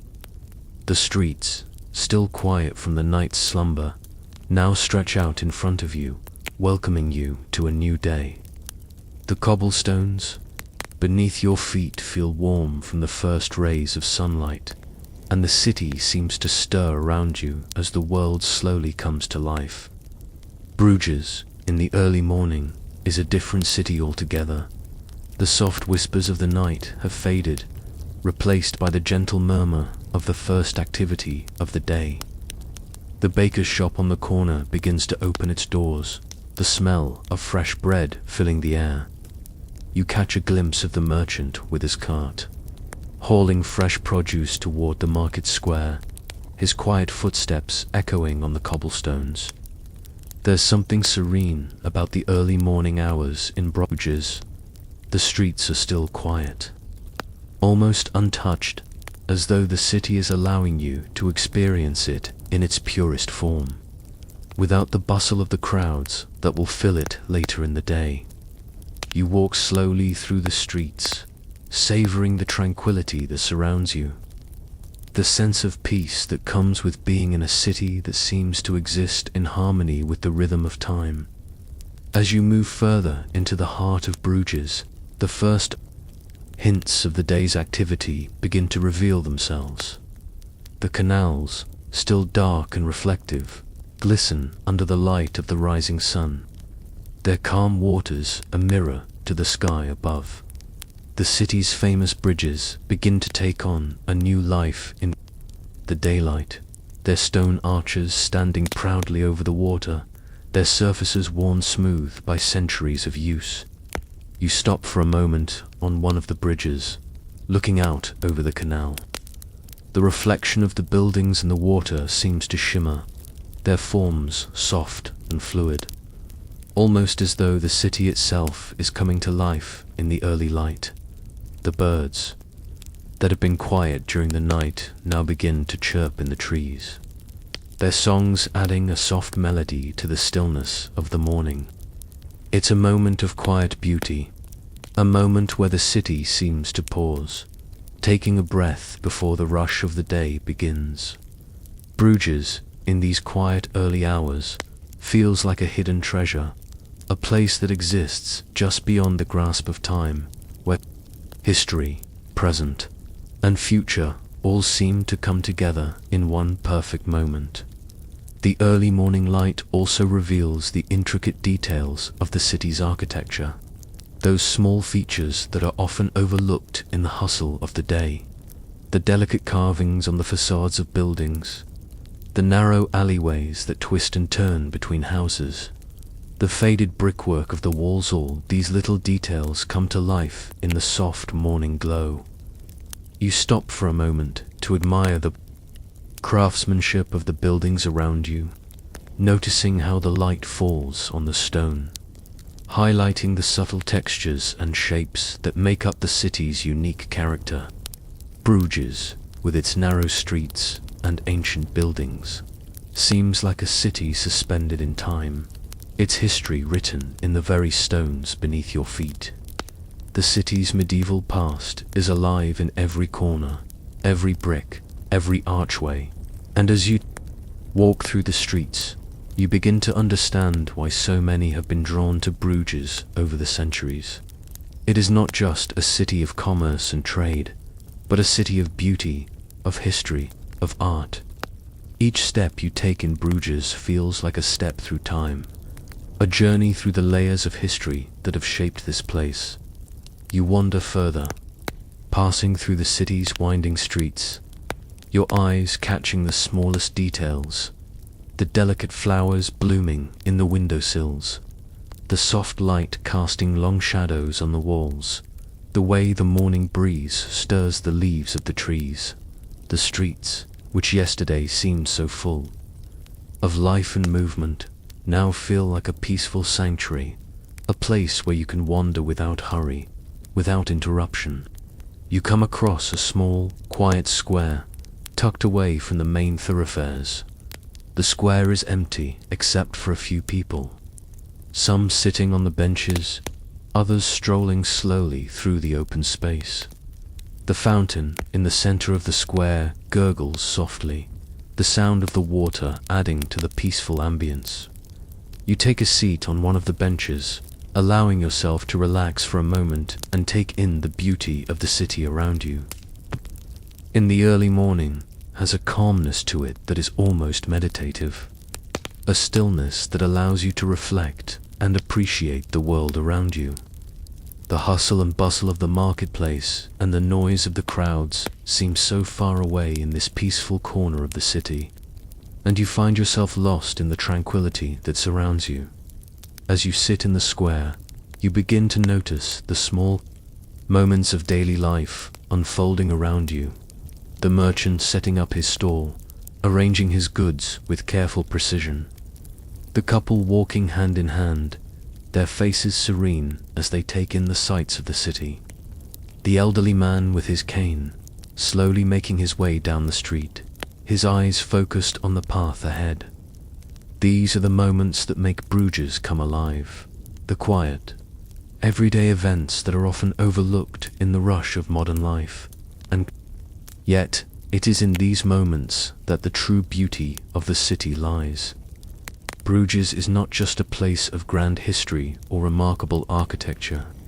It is a place of simple, everyday beauty. It's a place where life is lived at a slower pace, where the rhythms of the city are in harmony with the rhythms of nature, and where every moment, no matter how small, is a part of the city's story. The sun continues to rise higher in the sky, casting a warm golden light over the city. The streets begin to fill with more people as the day progresses. But the peacefulness that you experienced in the early morning still lingers in the air. There's a sense of continuity in Bruges, a sense that life here moves at its own pace, unaffected by the frenetic energy of the outside world. The city, with its canals and its narrow streets, seems to exist in a world apart. A world where time moves a little slower, where the beauty of the present moment is always appreciated. Bruges has a way of making you feel like you are part of something larger, something eternal.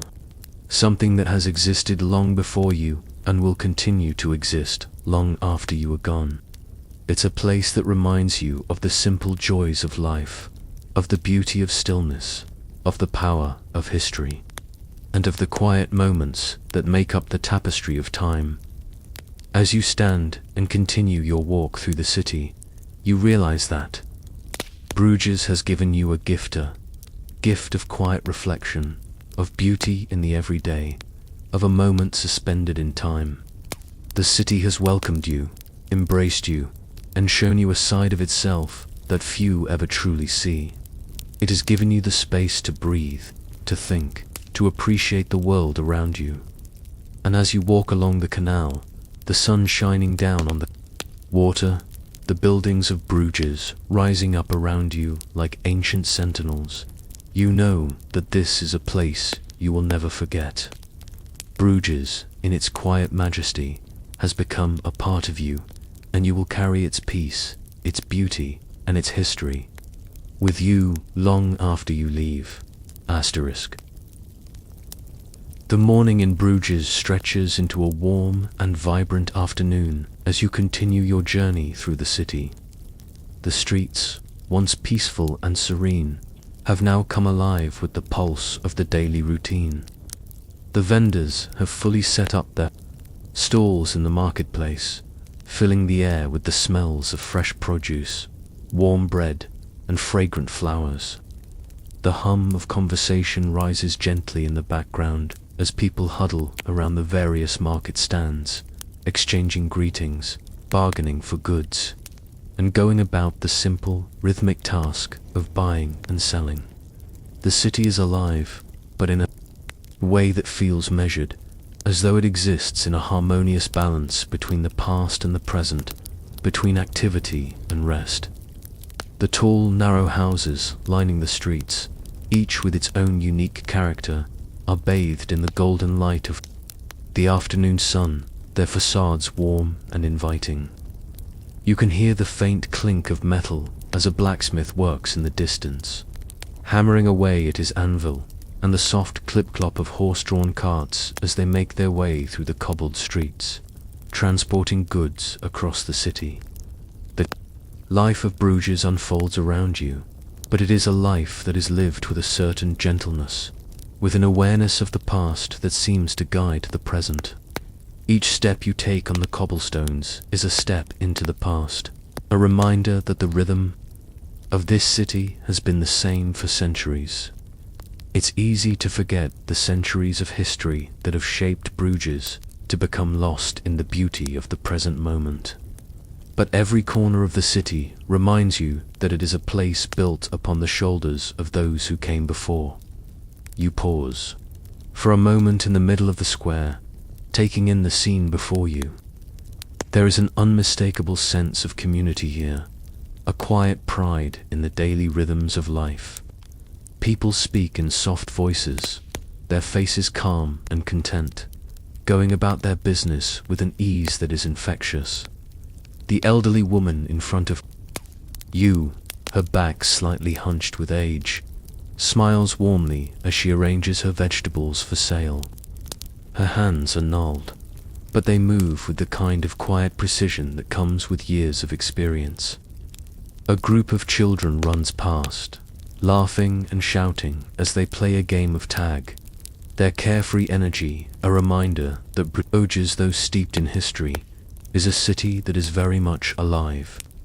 The marketplace is a place where the past and present meet, where the old traditions of trade, of commerce, of daily life are still upheld in a world that often seems to be rushing toward the future. The people of Bruges carry the weight of history with grace, and you can feel it in the air, in the way they move through the streets, in the way they interact with one another, in the way they hold on to the traditions that have shaped their city for so long. There is no rush here, no sense of urgency. Life moves slowly, deliberately, as though the people of Bruges know that there is no need to hurry, that everything will come in its own time. The sounds of the market fill your ears, and yet, as you stand in the middle of it all, You feel an odd sense of peace, as though the city has wrapped itself around you, offering you a moment of stillness in the midst of the activity. The sun continues to rise higher in the sky, casting long shadows on the ground, and the light plays off the stone buildings in a way that seems almost magical. You can't help but marvel at the way the city changes as the day progresses, how the light transforms the streets, how the shadows stretch longer and deeper as the afternoon wears on.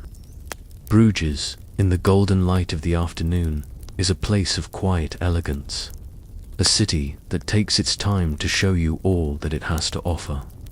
The buildings, the canals, the people, they all seem to slow down, to take a breath, to invite you into their rhythm. You walk along the edge of the canal, watching as the water reflects the buildings above, creating a perfect mirror of the city. The ripples of the water distort the reflections, adding an extra layer of texture to the scene. And you find yourself lost in the beauty of it all, captivated by the way the light plays with the surface of the water, how the reflections shimmer and shift with every passing moment. You continue walking through the city, passing by the old city gates, their stonework weathered by centuries of wind, rain, and time. The gates are still strong, standing as sentinels to the past, guarding the city from the outside world. You can't help but wonder about the stories they could tell the soldiers who once stood watch at their thresholds, the travelers who passed through them, the secrets they have witnessed over the centuries.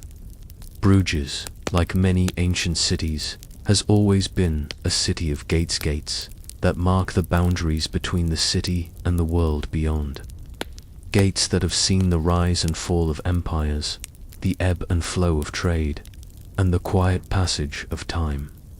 You touch the cold stone of the gate as you walk past, your fingers brushing over the surface that has been touched by countless hands over the years. It's a moment of connection to the past, a reminder that you are standing on the same ground as those who lived here long before you. The gates of Bruges have seen so much, and yet they stand unchanged, guarding the city with quiet dignity. As you move away from the gates and continue through the streets, you notice how the city seems to change with each passing corner, how every street, every alley, every building has its own unique character. Bruges is a city of contrasts, of light and shadow, of old and new, of calm and activity. The quiet alleys, with their cobblestone paths and hidden courtyards, stand in stark contrast to the bustling marketplace, but they are equally a part of the city's charm. The narrow streets, the hidden corners, the secret gardens, they all add to the sense that Bruges is a city that has layers, a city that reveals itself slowly to those who take the time to look. It's a city that invites exploration, that encourages you to wander and discover its hidden treasures. And as you walk through these streets, you begin to realize that Bruges is not just a place to visit. It is a place to experience, to immerse yourself in, to become a part of. The people, the buildings, the canals, they all weave together to create a tapestry of history, culture, and life that is uniquely Bruges. You come to a small cafe on the corner of a quiet street and decide to take a break. You sit down at one of the outdoor tables, the sun warm on your skin, and you take in the view. The cafe is quiet. The only sounds are the soft murmur of conversation from the other patrons and the gentle clink of cups and saucers. The waiter brings you a coffee, and you take a sip, savoring the rich, bold flavor. As you sit there, watching the world go by, you feel a deep sense of contentment, of belonging. Bruges has a way of making you feel at home, even though you are far from where you started. It's a city that invites you to slow down, to savor the moment, to appreciate the simple pleasures of life. The warmth of the sun, The taste of the coffee, the sound of the water lapping at the canal. These are the things that make Bruges special, the things that make it a place worth remembering. You take another sip of your coffee and look around, grateful for the time you've spent in this beautiful city, knowing that the memories you've created here will stay with you long after you leave. As the afternoon wanes and the sky begins to blush with the hues of sunset, Bruges takes on a new character. The light softens, casting a golden glow on the city's stone facades, and gently fading into shades of pink and lavender. The streets, once bustling with activity, now feel quieter, as though the city is holding its breath before the evening rush. You wander along a less traveled path, one that leads you toward the edge of Bruges, where the quiet canals and narrow alleys converge in a patchwork of mystery. The sounds of the city still linger in the background, the faint hum of voices, the distant clatter of carts, but they feel muted now, swallowed by the embrace of twilight.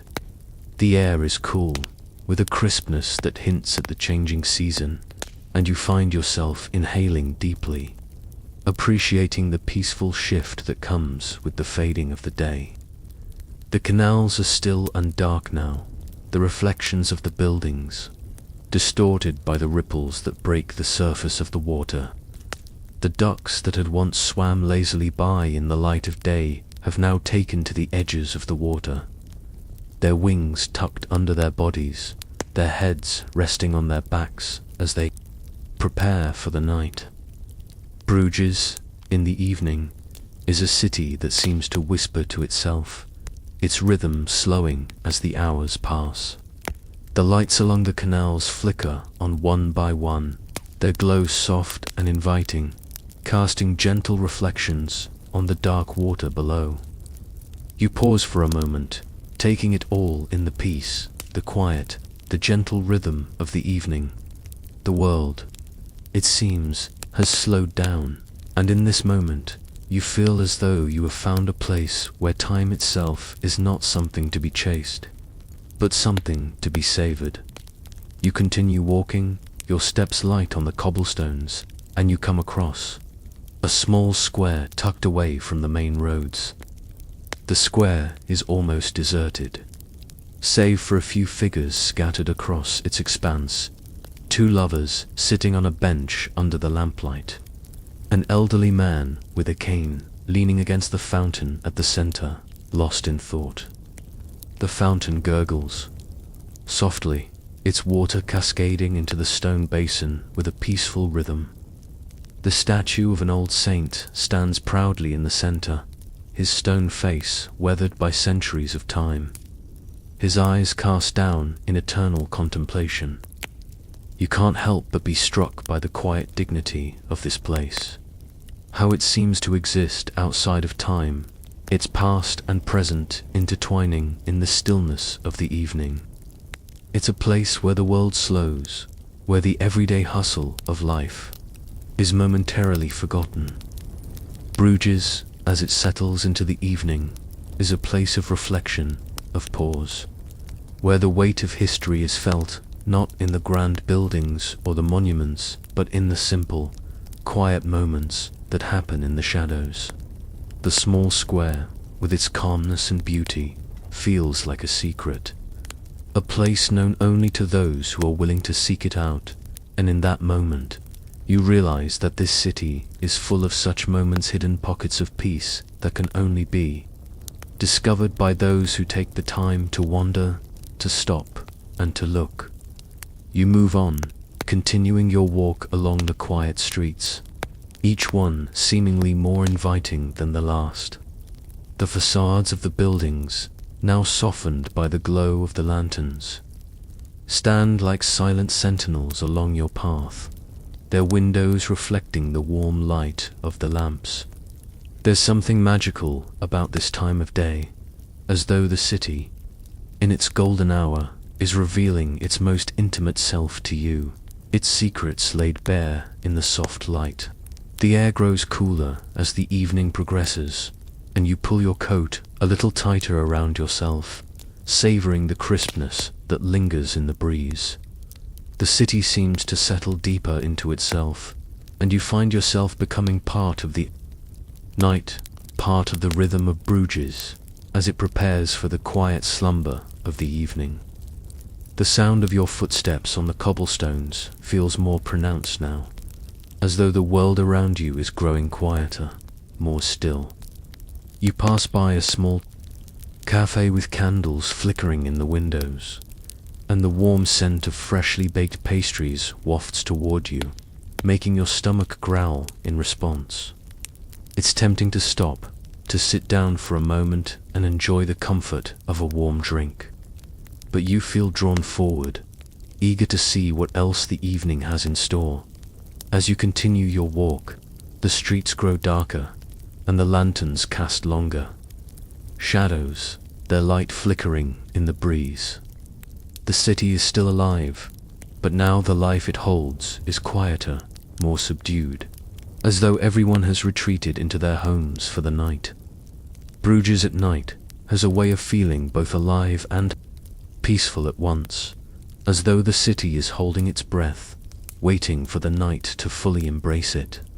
The canals, still dark and reflective, wind their way through the city like veins, carrying the life of Bruges with them as they flow silently through the heart of the city. The streets, lined with their ancient buildings, seem to disappear into the night, the only sound, the soft rustling of leaves in the trees, the occasional hoot of an owl in the distance. It's a peaceful kind of solitude, one that allows you to truly feel the history of the place. As you walk, you feel as though you are becoming part of the city's story, woven into the fabric of Bruges in a way that is both intimate and fleeting. The past, with all its layers of history, seems to wrap around you, and for a moment, you are not just a visitor, but someone who belongs here, if only for the briefest of moments. You eventually make your way to the city center, where the sounds of life are still faintly present, but the streets are more sparsely populated. The glow from the lanterns along the market square seems brighter here, and the light reflects off the stone buildings, casting the square in a warm, golden glow. The clock tower of the belfry stands proudly in the distance, its tall silhouette a reminder of the city's medieval past. As you stand in the square, looking up at the tower, you feel a deep sense of connection to the history of Bruges. The city has witnessed so much over the centuries: trade, art, politics, wars, and yet it remains, its beauty and its history preserved in the very stones beneath your feet. The air is cool, and the soft murmur of conversation rises from the few people scattered throughout the square. But the feeling here is one of stillness, of quiet reflection. Bruges, it seems, is a city that demands patience, that invites you to slow down and take in the details, to savor the beauty of its past and present. The moment is fleeting, and yet it feels eternal. As the night deepens, the city settles into itself, its rhythms slowing as the world outside drifts into sleep. Bruges, in its quiet majesty, has revealed itself to you in layers, each one more beautiful and intimate than the last. And as you stand there, in the middle of the square, the lights of the city casting long shadows on the cobblestones, you realize that this city, this peaceful, timeless city, will remain with you, a part of you, long after you leave. Asterisk. The stillness of Bruges under the evening sky settles into a deep and peaceful quiet as the last traces of sunlight disappear and the city enters its nighttime slumber. Yet even in the stillness, you can feel the pulse of Bruges, a pulse that hums quietly through the city's canals, through its cobblestones, through the hearts of its people. It's a rhythm that's hard to define, almost imperceptible to the untrained eye. But to you, in this moment, it feels alive, palpable. The shadows lengthen as you move deeper into the heart of Bruges, winding your way through narrow streets that now seem more intimate, more private, as though the city itself is pulling you closer into its embrace. You step softly, the sound of your footsteps echoing in the quiet air as you pass by the soft glow of lanterns that line the streets, their light casting gentle reflections on the smooth, damp cobblestones beneath your feet. The air has grown cooler, and a light breeze stirs the leaves in the trees that line the canals, their shadows stretching along the water's edge. The silence is deep, but not oppressive. It's a silence that invites contemplation, reflection, and in this peace you feel a deep connection to the city, as though it is sharing its most secret parts with you. Bruges is a city of patience, a city that reveals itself slowly, and as you walk through its streets, you find yourself becoming part of that slow rhythm, part of its quiet, unhurried passage through time. The buildings around you, their facades, worn by centuries of history, stand like sentinels in the night. Their windows darkened, but still holding the stories of the people who have lived here, worked here, and loved here. Each brick, each stone, seems to carry the weight of those stories, of the many hands that have touched them, shaped them, and preserved them for future generations. Bruges is a place where the past never truly leaves. It lingers in the air, in the walls, in the spaces between the buildings, and as you move through the streets, you feel this weight of history that is at once both heavy and comforting.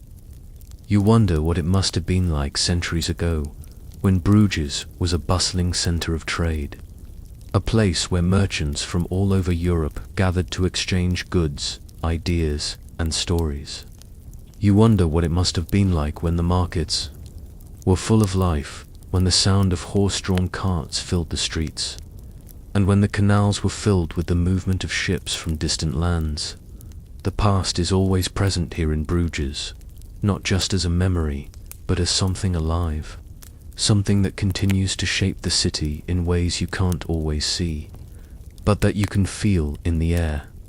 Your walk takes you to a familiar square, one you've passed by a few times already, but now, in the quiet of the night, it feels different. The lanterns, casting their soft glow on the surrounding buildings, seem to create a warm, golden halo around the square, and the air feels rich with history. There's a sense of timelessness here, as though nothing has changed in centuries. And yet, you are aware that everything has changed, just not here, not in this moment. Bruges has a way of making you feel both part of the present and part of the past, as though you've slipped into a time warp where the old and the new coexist, peacefully, side by side. As you stand in the square, you notice the cobblestones underfoot, each one worn by the countless feet that have passed over them, and you imagine the many lives that have passed through this very place, the countless stories that have been lived. Here, there's a deep sense of continuity in Bruges, as though the city is a living organism, constantly evolving but always rooted in its history. You look up at the buildings surrounding the square, their facades adorned with intricate carvings and delicate details that speak to the craftsmanship of the past. The windows are dark, but you can almost imagine the flicker of candlelight behind them, casting long shadows on the walls inside. There's a soft murmur in the air, a sound that you can't quite place, but that seems to emanate from the city itself. As if the city is breathing in sync with you, you move on and the city continues to unfold before you, each street leading to another corner of history, each building telling its own silent story. You pass by a small chapel tucked between two buildings, its entrance almost hidden in the shadows. The door is closed, but you can almost feel the presence of something sacred inside. It's a small moment in the city, a fleeting encounter with a piece of Bruges' spiritual history, but it feels significant, as though the chapel holds a secret of its own that it's only willing to share with those who take the time to notice. Bruges is full of these small, hidden moments, little details that can easily be missed if you don't stop to look. If you don't take the time to slow down and let the city reveal itself to you. As you continue your walk, you realize that this is the essence of Bruges, the quiet, the calm, the hidden beauty that is everywhere if you're willing to see it. Eventually, you find your way back to the canal, where the water still flows quietly, carrying with it the reflections of the city's ancient buildings. The water, now dark under the night sky, shimmers faintly, disturbed only by the occasional ripple from a passing boat or a duck taking flight. The canals, which once served as the lifeblood of Bruges, are now peaceful and still, like mirrors to the past.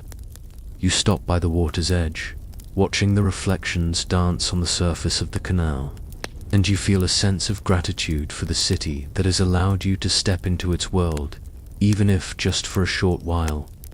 The peace of the moment settles over you, and you close your eyes, listening to the soft murmur of the water, the distant sounds of the city, and the rustling of the leaves in the trees.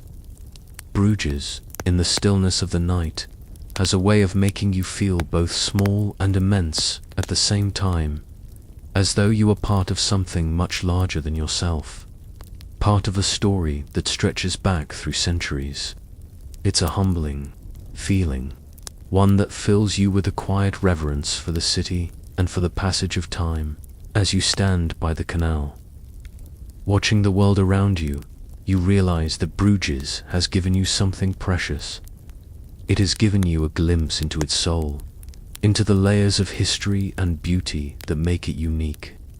And in this moment, you understand why people continue to return to this city, time and time again.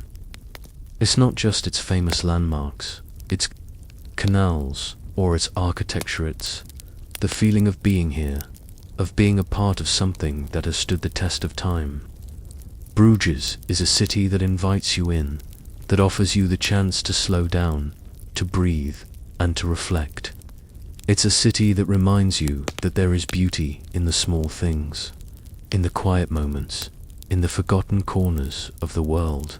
And as you make your way back to your lodgings, the soft glow of the lanterns lighting your way, you know that Bruges will stay with you, always. A memory you'll carry with you long after you leave. The night deepens, and Bruges, now fully enveloped in the quiet embrace of darkness, seems to pulse with its own rhythm. The city, once alive with the hum of daily life, has quieted, but its heart beats softly, persistently, beneath the surface. The flickering lanterns line the streets like small stars, casting long shadows that stretch across the cobblestones, creating patterns on the ground that seem to dance and shift with every passing moment. You walk with the streets nearly empty, save for the occasional soul passing by, perhaps returning home from the tavern, or a couple strolling hand in hand, absorbed in their private world. The air, now cooler than earlier, feels refreshing, and you take a deep breath, allowing the crispness of the night to fill your lungs. Bruges, in the deep of night, is a city that offers you both stillness and intimacy. There's something deeply personal about walking its ancient streets under the soft light of the lanterns, something sacred about how the city becomes yours in this fleeting moment of time. You feel a quiet connection to the city, as though it is welcoming you into its deepest secrets, whispering to you in a language only those who take the time to truly listen can understand. The buildings around you, old and weathered, seem to lean closer in the night, their quiet presence both grounding and comforting, like old friends who have shared the same space for centuries. They stand as guardians of history, preserving the stories of generations long past, and, as you walk past them, you feel a sense of gratitude for the privilege of being here, of experiencing this timeless beauty. You turn down a narrow alleyway, the walls of the buildings closing in on either side, and find yourself in a small, forgotten corner of the city, a place where time seems to stand still. The alley is quiet, almost deserted, and the only sounds are the distant murmur of voices and the occasional rustle of leaves from the trees that line the canal. The lanterns here are fewer, their light softer, casting more shadows than illumination. But there's a quiet magic in this darkness. The narrow alley stretches ahead, leading you to an old stone bridge, its arches curving gracefully over the water below. The canal beneath is still, its surface reflecting the faint glow of the lanterns and the shadowed outlines of the buildings. For a moment, it feels as though you've stepped out of time, as if the city is holding its breath, waiting for you to appreciate this rare moment of quiet. The bridge before you is weathered, its stones worn smooth by centuries of foot traffic. And as you cross it, you can almost imagine the countless footsteps that have passed over it before you, each one carrying with it a piece of history. The sound of your footsteps echoes softly in the stillness, and for a brief moment, you feel as though you are not just walking through a city, but walking through the pages of a story that spans hundreds of years. The quiet of the night wraps around you as you continue on your way, walking along the water's edge, the cool breeze lifting the hair on your neck. The moon, now high in the sky, casts a silver glow over the city, its light shimmering on the surface of the canal, creating a mirror of the world above. The water is so still, it's as though the city is holding a secret just below its surface. A secret that can only be revealed to those who take the time to stop and look. You pause for a moment to take in the view, the moonlight on the water, the soft reflection of the buildings, the silence of the night, and feel a deep sense of contentment wash over you. This is the Bruges that you have come to know, the Bruges that exists not in the hustle and bustle of the day, but in the quiet of the night, when the world slows and the city reveals its most intimate self. In these moments, you understand why so many visitors fall in love with Bruges. It is not just the beautiful buildings or the canals that make the city special, but the way it makes you feel alive, connected to something larger than yourself, yet entirely present in the moment. Bruges, with its ancient charm and its timeless beauty, feels like a place that belongs to the world, but also to you, as though you've stumbled upon a secret treasure that has been waiting for you all along. As you continue walking along the canal, you come across a small boat docked near the water's edge. It's an old, wooden boat, its paint faded and chipped, and it seems as though it hasn't been used in some time. You step closer, drawn by the quiet allure of the boat, and for a moment, you imagine what it would be like to float down the canal in the stillness of the night, the world around you silent and peaceful, the only sound being the soft lapping of the water against the hull of the boat. There's something magical about the thought, something that feels perfectly in tune with the essence of Bruges, this city of canals, of history, of quiet beauty. You linger for a moment, contemplating the peaceful solitude of the water, and as you do, you realize that this city has a way of making you appreciate the small things, the fleeting moments, the quiet corners, the hidden details that make Bruges a place unlike any other. The night has fully embraced the city now, and the streets are quieter than ever. The lanterns continue to cast their soft light on the cobblestones, their glow now more golden than before. and the buildings around you stand as silent witnesses to the passage of time. The city, once bustling with the activities of the day, now seems to sleep, its secrets wrapped in the darkness, waiting to be discovered by those who are willing to seek them out. You take one last look at the scene before you, the calm canal, the gently swaying trees, the moonlight reflecting off the water, and feel a deep sense of peace settle in your chest. This is Bruges at its most tranquil, at its most intimate. And in this moment, you realize that it is not the grand landmarks or the famous buildings that make Bruges unforgettable. It's the quiet moments, the stillness, the sense of time standing still that makes this city so special.